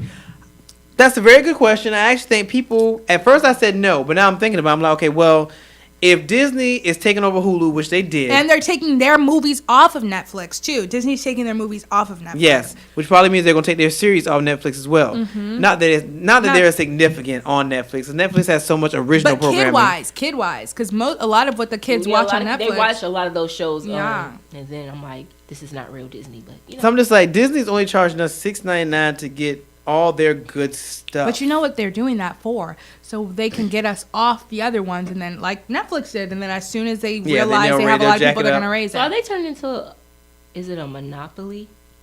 Look at you learning stuff. Look at you learning stuff. It has to be one company for it to be a monopoly, but I think streaming may, in some sense, not in the technical term of monopoly, but they are taking over the game of watching television shows, because cable is losing. They're losing. Well, here's the thing. So everything changes when the internet gets involved, because the internet can't be essentially controlled. So when you say a monopoly, and I always use the example of there's a small country town and there's only one light company. So this light company becomes a monopoly because they can charge whatever they want and you don't have any other options. With the internet, you have so many options that it's kind of hard. It's like the case with Facebook and their co-founder, Chris Hugh, coming out saying, well, we should split up Facebook because Facebook has pretty much become a monopoly and blah, blah, blah. You're talking about social media, which really doesn't have a monetary value to an individual on it because we don't pay for Facebook. Yeah. So it's kind of hard to say that Facebook is a monopoly. Now, if you look at the optics, technically Facebook is a monopoly because people connect everything to their Facebook exactly account. And what else can rival Facebook at this point to that scale? Yeah. Snapchat, no. Instagram, no. Which they own Instagram, they own WhatsApp. Instagram took out Snapchat. That's exactly. So technically Facebook is a monopoly. When you look at it on paper, Facebook is not a monopoly because we're not paying for those services. So we have options. It may not be the same, but you're not paying for it. Yeah. So there's really no loss and there's really no trauma that comes with it.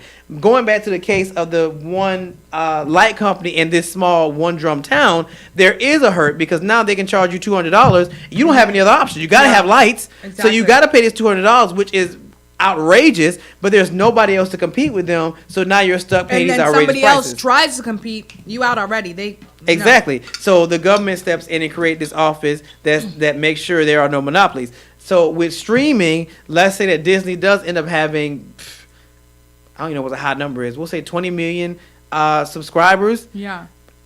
There'll hardly ever be a monopoly because a lot of these streamings also do have their originals. That's another thing, though, is like, even if they have Netflix originals are a thing, so it's like they can't offer you those shows. There's so many shows that you can only get. Like apparently CBS now has their own streaming thing. I'm not about to do that because I wanted to watch the Good thing Fight with Jordan Peele, the new what's that show? Oh, Twilight Zone. Yeah, the new Twilight Zone, but you can only watch it on CBS All Access, and I'm not about to pay for that when that's the only thing that I'm gonna watch. Well, I didn't get that. Well, that's kind of like The Good Fight, which is a spinoff of The Good Wife. They only showed on CBS on demand. I'm just like, okay, well, I'm not. Why would you do that? Luckily, I have a site. Why do that? I guess because they want to entice people to get CBS All Access, whatever. No, but then what happens? Remember the goal. The goal is what you've already said. We're going away from cable. Yeah. So streaming is where everybody is. So now the big four, ABC, NBC, CBS, have got to figure out how to get into the streaming game. So the only way you're going to start to wean people off cable is to get them to start going to CBS online to watch stuff. Well, and then you have Hulu because I think Hulu just added CBS All Access as an add-on. And they have the HBO add-on and they have a bunch of other add-ons. Which it's kind of a tricky thing. Because why am I having an add-on? Just include it if I'm already paying you. But then they would have to bring their prices up. Well, it's not even about us. It's about them. So the trick is, okay, well, we got to get in a streaming game before it's too late. But we don't know how to stream. Yeah. So why don't we partner with Hulu? That's fine. But then that builds Hulu's audience. So when you do try to pull away and say, okay, well, Hulu, we're going to do our own streaming. It's just like, well, now we're starting from ground zero. So what was the point? Yeah. Because we still lost the momentum and we're still having to start over because now we're having to pull these shows off of Hulu, which most people only watch them through Hulu. So that's the only thing they know. And I'm already paying. Now we think about the consumer. I'm already paying $5.99 for Hulu. So now you're taking one of my favorite shows, which happens to be your show, and starting your own streaming service. So now you're asking me to not only pay Hulu, who I've become accustomed to, but now I have to pay you as well to watch this one show. That was like Tidal with Lemonade.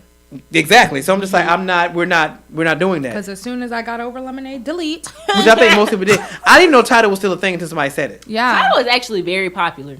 Well, it's up there with like Apple Music and stuff. I know a lot of people who use Tidal. Spotify is apparently still #1. It's not going anywhere. Spotify has. I don't use kind of. Because of It's good. For the artists, Spotify is one of the best for the artists because it gives you a lot of data and analytics on your music. Well, that's the thing. Because I was like, what is the difference between Pandora and Spotify? And I listened to both. Pandora get on my nerves. Pandora is better for it's repetitive music. Like if I want to hear the same things, then I go to Pandora. Yeah. If I want the thing that I actually ended up loving about Spotify is it pays attention. Yeah. So when I'm playing a playlist and I like the same artist in that playlist, I notice that it changes the cover to that artist. Yeah. So they play the bulk of the music from that artist. I was like, you really pay that much attention to what I like in this Spotify playlist. has better stations for sure. Especially Pandora has the best stations, I think, to me. Apple Music has the worst.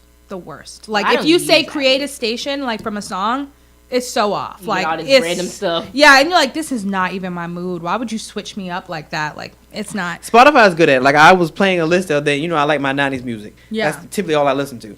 And I guess I liked a certain artist.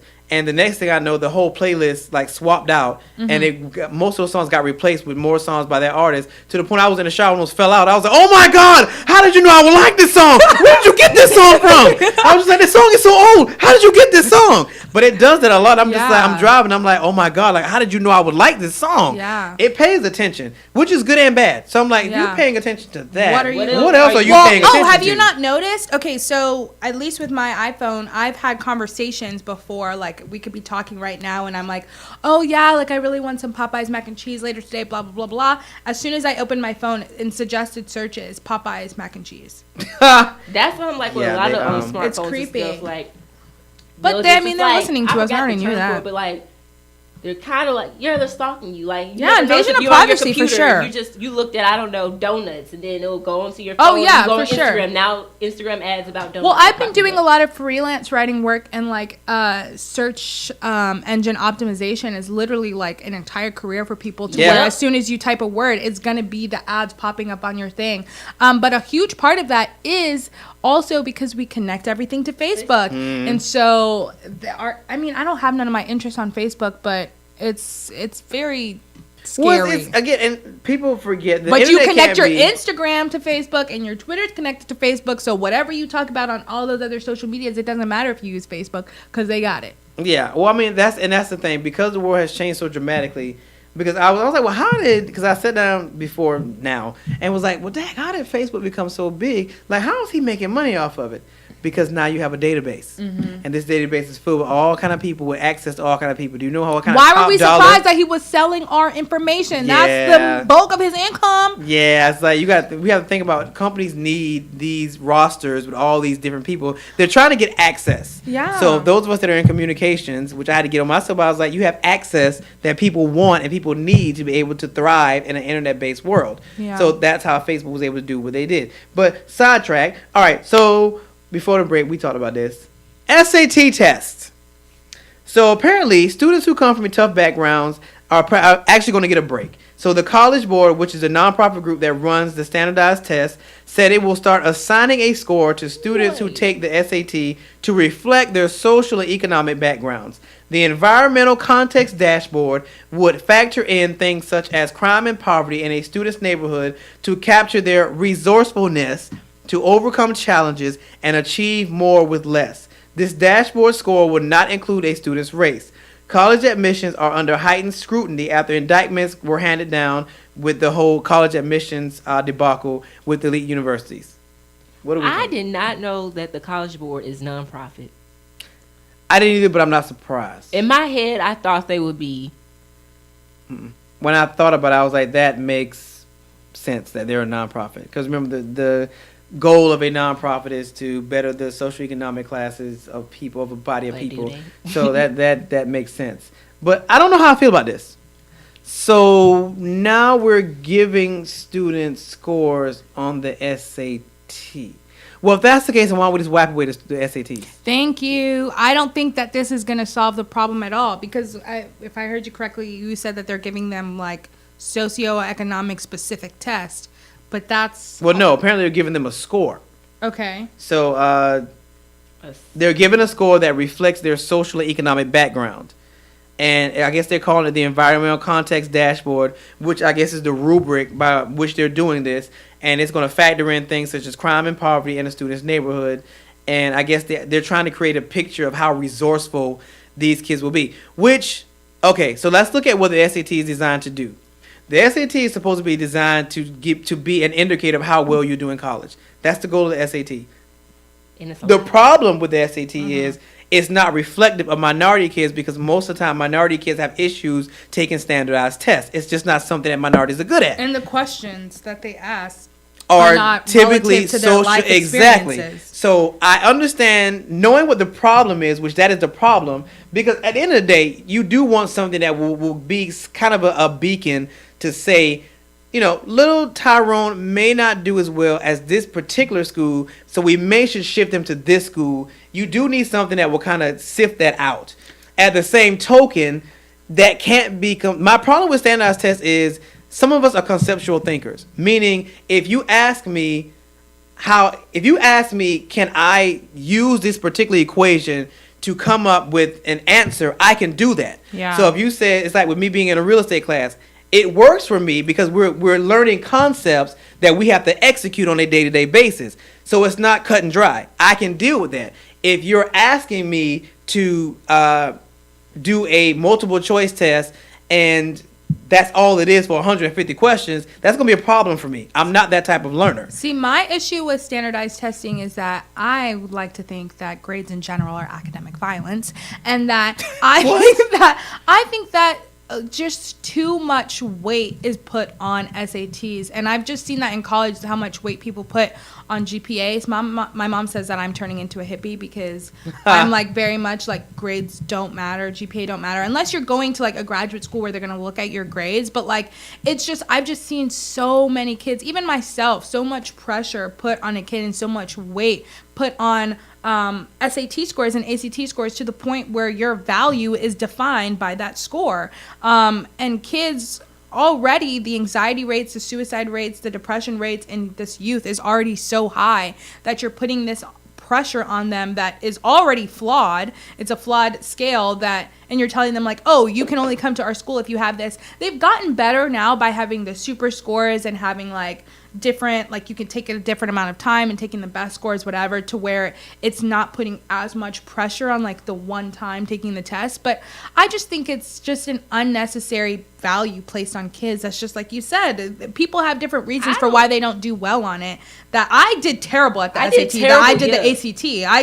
I took the ACT once and I was like, oh yeah, no, I was so bad. And so I did that. Well, the ACT from my school, they let me do the super score, so I took it 5 times and it took the best score from each section out of the 5 really? times. It takes the best. So in the math, if I take it 5 times, it takes my best math score out of the 5 they and the best do that reading out of the 5. With any school. No, just started. They just started doing that. They did that when I was applying to college. They will only accept my highest our score. freshman year, like my freshman year, 2015 is when they started doing it almost completely across the board. I thought that was just before that. We didn't have that option when I was going to college. Well, needless to say, I did terrible on both. So the SAT I took 5 times, and I think I took the ACT once, but I did bad. Auburn rejected me. Tuskegee accepted me. University of Tampa accepted me. FAMU and who else accepted? Oh, South Carolina State. But yeah, I did bad. But thank God you did not go to South Carolina State. But the funny thing is, like you said, they expect these scores to show how well I'm going to do in school. Well, I graduated as summa cum laude in college, and I did way better in college than I did. You were cum laude when you graduated? Yeah. You ain't tell me that. Congrats, girl. You was like, you're really smart. We did have this conversation. God, I remember. We did? Yes. So, yes, I graduated summa cum laude in college, and I actually did better in college than what I did in high school. In high school, I think I graduated with like a 3.5, but in college, I graduated with a 3.8. I didn't even check my grades. So, and then again, I'm like, yeah, I graduated with that, but don't nobody care. My folks was just telling me. Yeah. Well, if you get a master's, they will. Yeah, exactly. But unless you're doing that, you just need the degree. But even to that extent, I don't think as much emphasis is placed on it with your graduate school. I think that's where you want your money. But like my friend, me and her made the exact same scores on our GRE. We sucked at it. She got into University of Southern California, but it's a public relations program. They're more so focused on us writing and seeing our creative writing and all that. They don't care that we don't know no math because they know we're not going to use it. So I think it depends on like the type of program that you're also going to. So see, my school, I think looked heavily at like essays, personal essays, and like that part of the thing. Well, that's the issue though, because like what happens is minority kids depend more on that, so they spend more time trying to make sure their essay will overshadow, the lack of those scores, which has to be accounted for. But and Simone says this all the time, we're just at a place where our education system needs overhaul because the Our whole entire college government experience needs an overhaul. is just, we talked about with Dr. Kevin James when he was talking about bringing back Morris Brown, and we were asking him, or I remember I asked him, I was like, okay, so with you guys coming back, at one point you were a teaching school. Well, that's not really the focal point now. So are you going to shift the focus of your major programs? Because most colleges are known for something. Yeah. Are you going to shift what you're known for? Because teaching is just not at the top of, not at the forefront of the movement now. It's more media based, especially because you're in Atlanta. It's more media based, more public relations, communications type programs that people are looking for. And I think that's, at the end of the day, that's the bottom line. I know what they're trying to do because we've identified the problem, which is trying to find some rubric to give colleges some kind of indication of how well a student will do. I don't think this is it. Yeah. Because I feel like now you're kind of giving these kids a handout with all these factors. And my other question is, how are you going to account for some of these things? So you're going to put in my address and what? Somebody's going to look at the demographics of my address? Exactly. How are we going to do that? Like, I feel like them doing this is going to cause more problems, or it's going to hint at more problems, because at the end of the day, you're doing all of this to show that you're not being biased, but you're going out of your way to certify that I am. Like, exactly. It's just, I think they could either just fix the questions to regular questions, like just because you see, even with a lot of master's programs, they're like, no, we don't need the GRE. Some schools are like, no, we don't want the GRE. So some people tell me like that's actually a better option. Like people who want to go to get their PhD, it's sometimes better for you to go to a school that doesn't need a GRE. So, well, but that's another thing. So I remember reading an article a couple of months ago that law schools are now looking at doing something with the LSAT. Because they already did. At do. least I heard last year when I was thinking about doing the LSAT, they switched their questions, like they switched the testing up because I don't know if that's the real reason, but people were saying that they believe they were saying it was too easy and like too many people were passing. It's not easy. Yeah, they were saying too many people were passing, and so they were making it so that. But I think the reason they're doing it is because, like we said, the job market for lawyers is slimming down. So to have all these people passing the LSAT and then going into law school and then getting out, I think they're trying to lessen the number that even get into law school. So then you don't have such a huge influx of people coming out. But it's not a very promising field anymore. Who have a JD and they working at Starbucks? Yeah, it's not a promising field. I mean, it's not, because I mean, again, they need more doctors though. That's really what it is overseas. Which we're gonna put a pin in that. So we're gonna take our last break, and when we come back, that's where we're going. So stick around with Leadership and with the host, Ricardo D. Rice. Are you talking about just going overseas?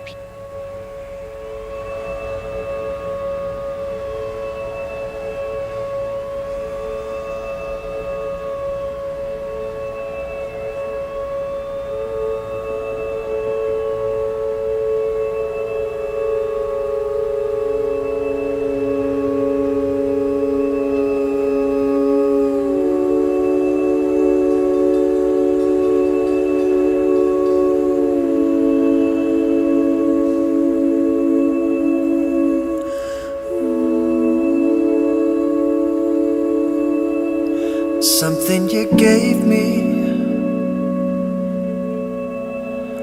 I focus on 100 moments ready sewn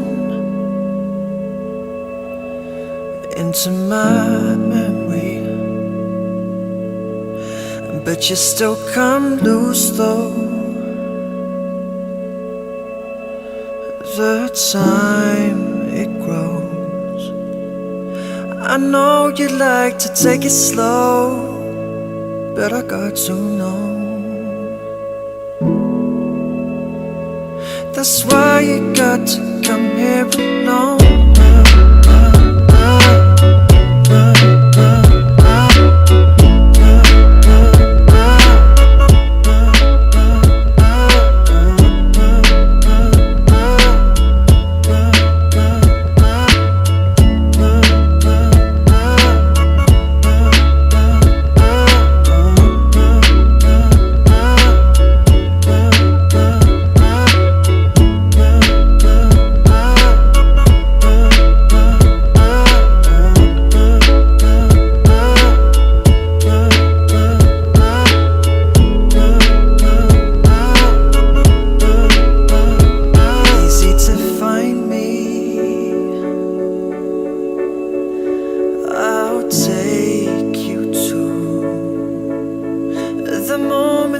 what you've never known. Keep for the future. Maybe we will stay here. Maybe somewhere close. But I'm never sure where you will go. So I've got to know. That's why you got to come here alone.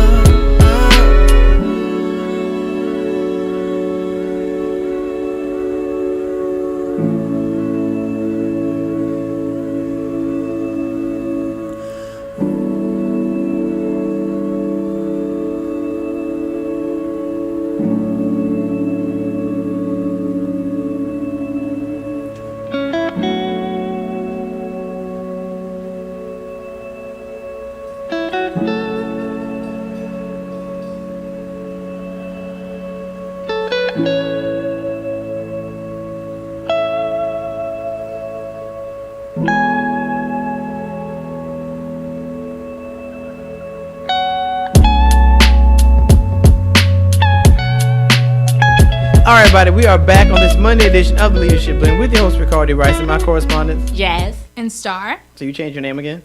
No, just Jazz. I'm so sick of you. I don't know what to do. Okay, so today's Monday. So last week we had all these abortion bills surface, and I think everybody was kind of like myself, like, what is going on? Why all of a sudden are we focused on abortions, and why are states passing these extreme abortion bills? So yeah, I was like, I have got to find out what's going on. So we kind of got in a discussion the other day about failing birthing rates.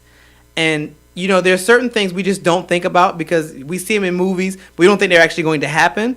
Well, that's kind of what happened here.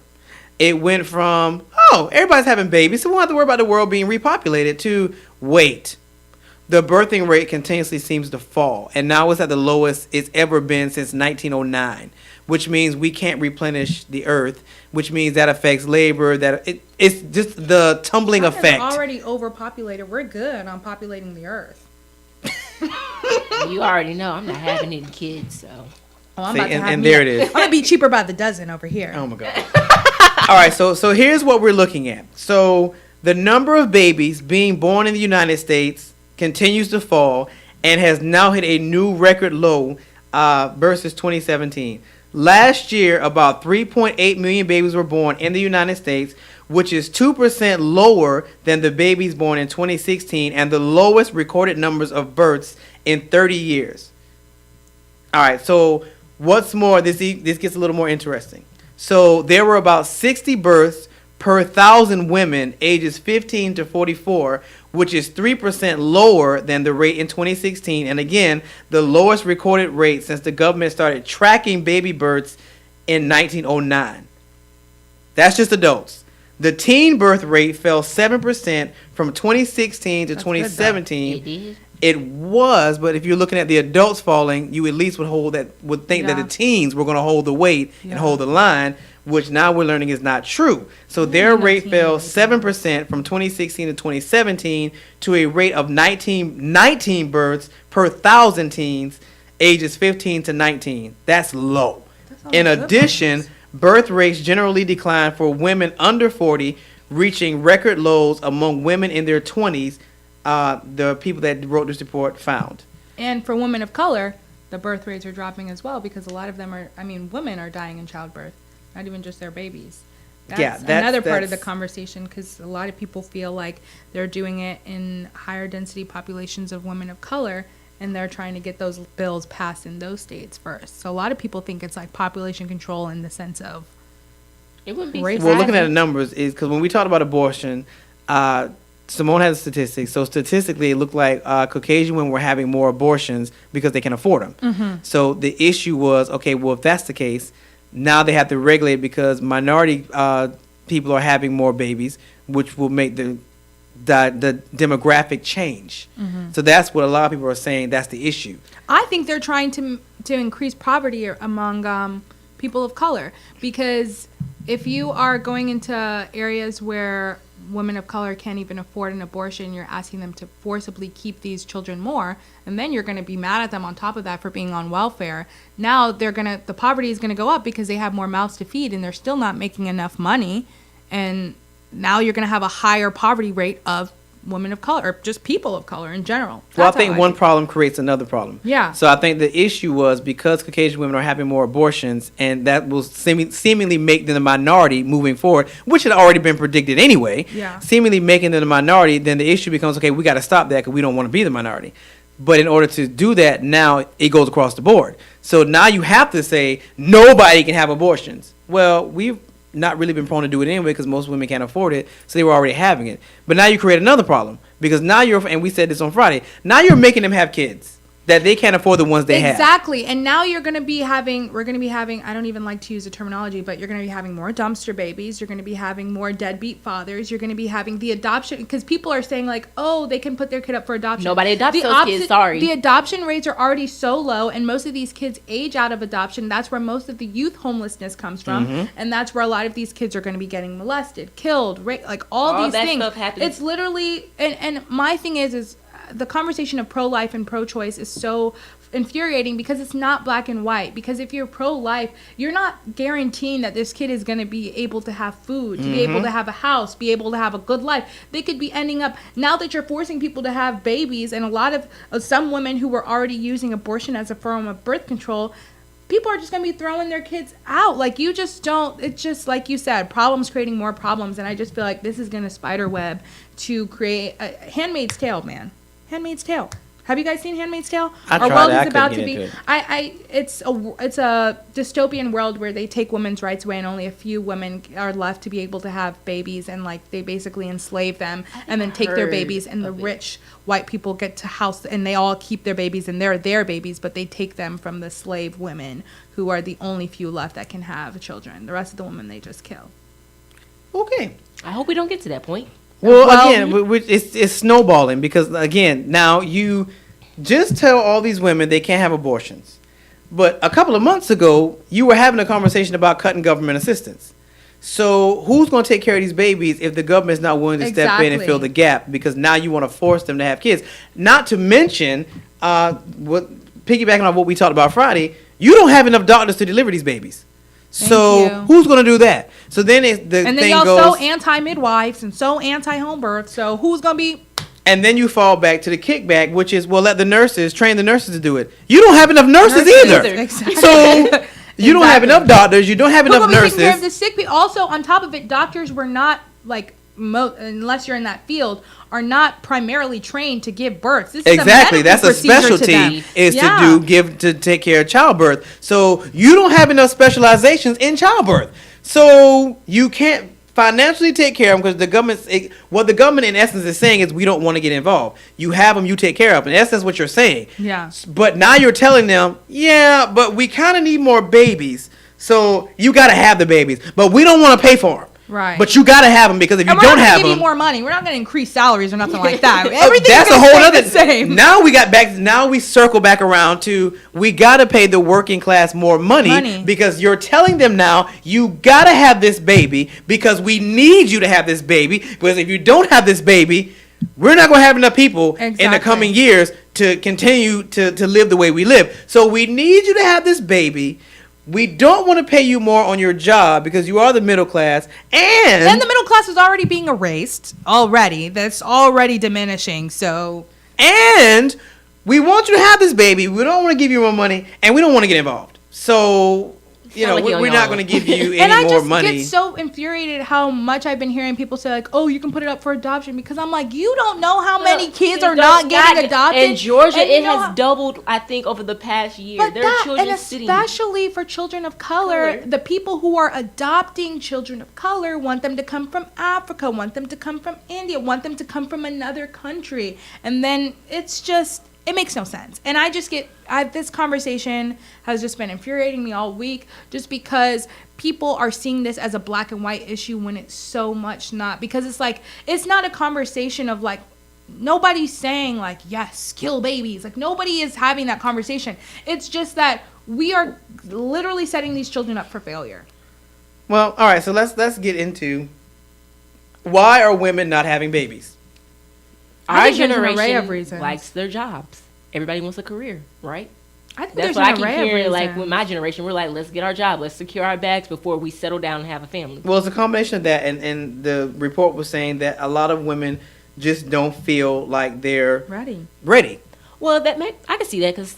And the ideology is that, and I've heard girls say this. The ideology is, I don't want to have a baby until I have a stable income or I get married. Yeah, I want to be married for 5 years before I have kids. I need to make sure Like I want to stay that's with another you. argument. Well, not an argument, but I heard somebody say, "Why is it that like when people get married, they automatically want to jump and have a kids, baby?" yeah. I never had that plan. A lot of people, especially, well, in the South, women get married very young, comparable to the rest of the country. And then on top of it, you're married young, the kids are still going to come young because you were married young. But yeah, a lot of people, but it's also a lot of pressure from the family too. Because a lot of parents are like, "Oh, okay, where are my grandbabies at?" My grandma, Christine, she was like, by the time I hit 25, I said, "What?" And also, you just got married, so you're going to be bunny hopping a lot. Well, now, so they looked at one age group, women in the early 40s, did see an increase in their birth rate from 2017, which is ironic because I think after 35 it becomes a higher risk to have kids. High risk. So I'm like, that's not really.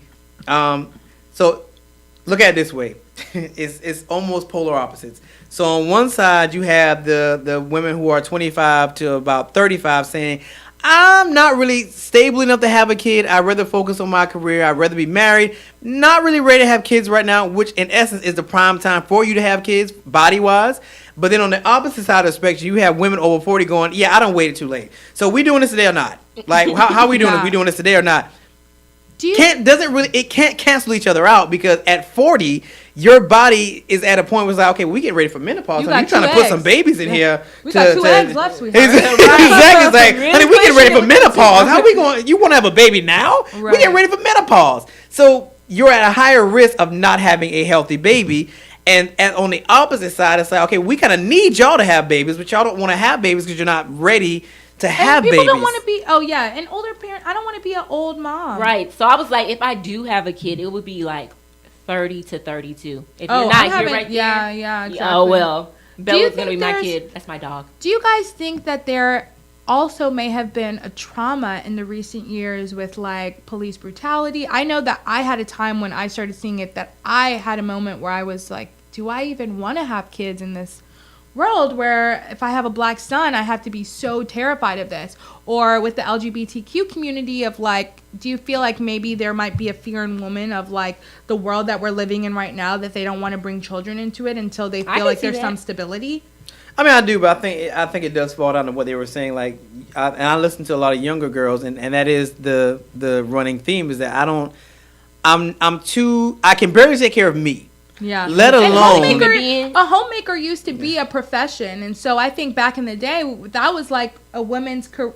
I mean, it was what you did. Just now getting out of that mold of women being in the house, and so now, like you said, women are more focused on combating that and being more concerned about our careers, to where a child and a career don't seem like they go coexist. Together. They seem like it's a decision, one first and then the after. Or you have to sacrifice. Exactly, or people are thinking it's either or. Like if I don't have kids now, when I turn 40, that's not an option. Yeah. So it's kind of okay. Well, I guess I'm sacrificing kids, and it's also a question of, are people having less kids? Because in my day, I look at my family reunion, and Aunt Sue, who was 40-something, has had 7 or 10 kids, whereas half the people in my lineage, we only have, like, my sister has Well, three. we also grew up in not the depression, but we had the recession. We had the a house, recession. yeah, a mini. So that might have slimmed numbers down too, and or like ideology wise of like people like I'm only gonna have 2 kids. I usually hear people say, they want 2 kids, a girl and a boy, and they're done. That's all they Yeah. want. Because you got the best of both worlds. But that and it's expensive, you know. Right. You got to take care of this kid, and like you said, I can barely feed myself, let alone I have been 2 there more with the little raising kid rugrats. thing, and I just would have never.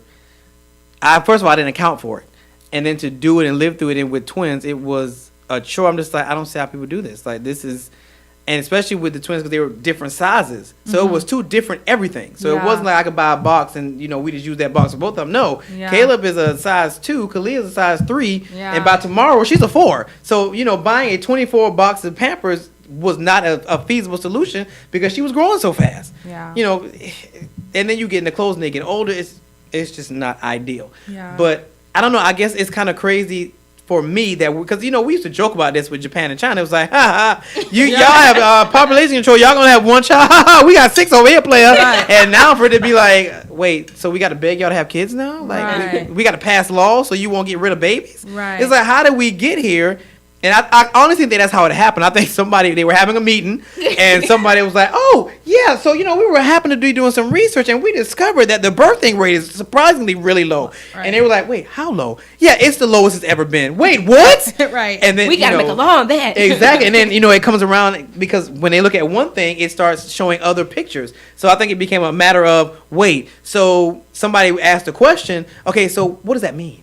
And then they drew this long list and it was like, wait, so us not fixing this today, this is what happens tomorrow.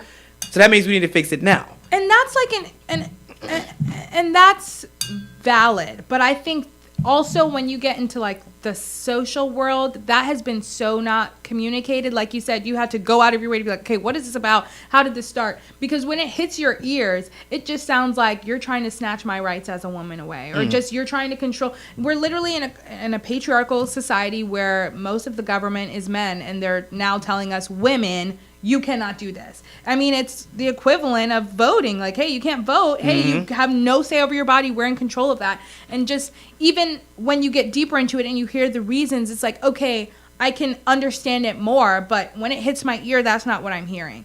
But do you think also because our generation is not very big on monogamous relationships, that could be part of it? But I feel like that's true too. But a lot of people have kids outside of wedlock, so I don't know, would that affect it so much? But I know their monogamous relationships have dropped a lot with our generation. Oh yeah, because when I did work, I worked with a lot of millennials, and I remember there was one conversation a girl and a guy was having. I think we were all just kind of standing around casually talking, and they were probably about 19. The oldest was probably 22, and the dynamic was so weird for me. And I tried not to make a face because I was actually appalled. I'm not even gonna lie. I was appalled because You didn't know what to do. Yo, I mean, love the y'all have to world of remember pause. my age. So my generation, there were just certain things women just did not do or say. Yeah. So for the girls to be standing there going, I don't want to marry him. Now we can live together, but I don't want to marry him. Yeah. I almost threw. I was like, "Are you Serious? So you're willing to cohabitate with the cow man? if you can't get the milk for free. You're willing to cohabitate with this dude, which I cannot get them to understand that." When you cohabitate, the likelihood of you getting pregnant increases significantly because you start playing house. And then Exactly. you're You content. start playing house. You're like, And before why you know would it, you I stop put using it condoms in? because it's like, well, you feel like you're married. You're not, but you feel like you're married and you stop using condoms. Next thing you know, you're pregnant. And I hate when I brought that up in the conversation, it was like, well, we use condoms. No.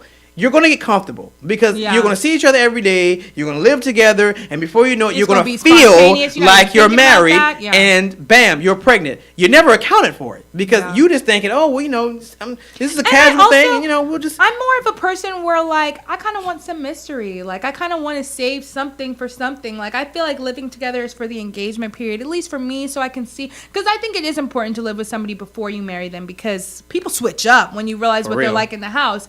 But I think, at least for me, they don't do long engagements in the South like that either, though. But I feel my like. grandma is a believer. Really? If it's like Yeah, I 3 wanna- years y'all been dating and he ain't got down on it, you need to go somewhere. Yeah, well, yeah, that too. But I feel like I would at least have a year us living together, and then I see the good and the bad, whatever. I just want to save something for something because I know myself, I get content very easily. So if we're living together, why am I gonna?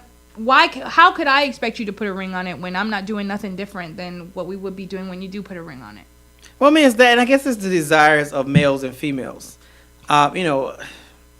With the average, especially when we start looking at minorities, we know significantly that women have, I don't want to say more of an advantage, but they just take more of an initiative to do things. So we're seeing more female CEOs. We're seeing, I'm sure if we look at graduation rates, they're higher for women than they are for men. So that becomes an issue too. So you kind of get into this thing where women are going to take over the world and men are kind of doing what we do. And then by the time a woman realizes she's conquered the world, she's 45. So it's just like, well, wait, now I've been coming home to an empty house for years, but now I realize I'm coming home to an empty house because my biological clock stopped ticking a long time ago and my menopause clock started kicking in. Yeah. But I don't want to spend the rest of my life alone. Do you think we're getting to that moment where men are willing to do what a woman would have typically done back in the older days, like now stay-at-home dads?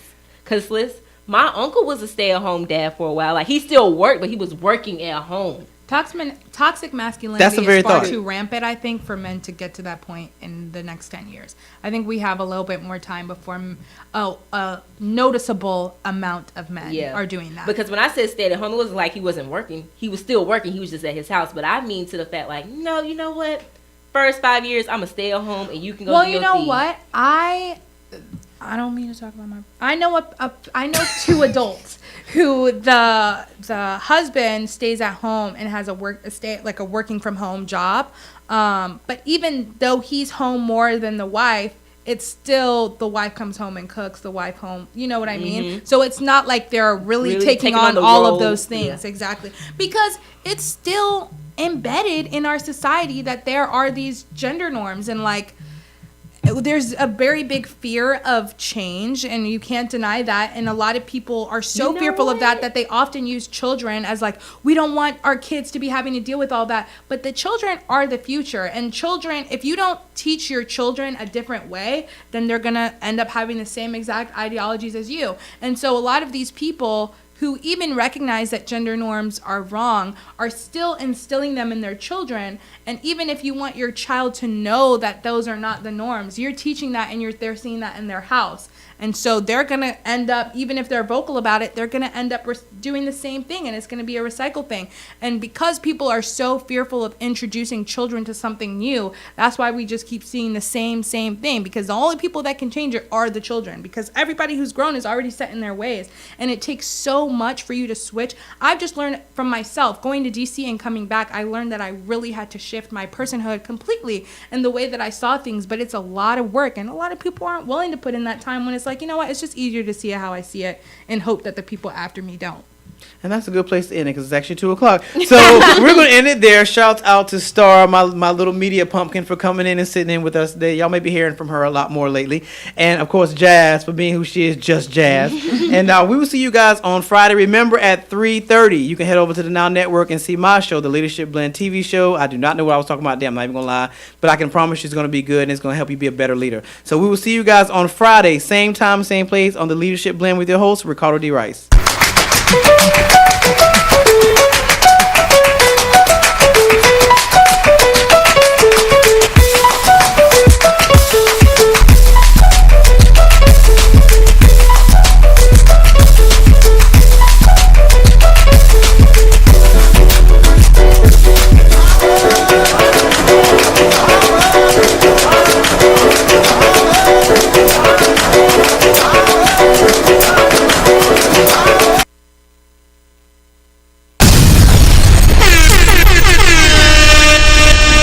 IBNX Radio.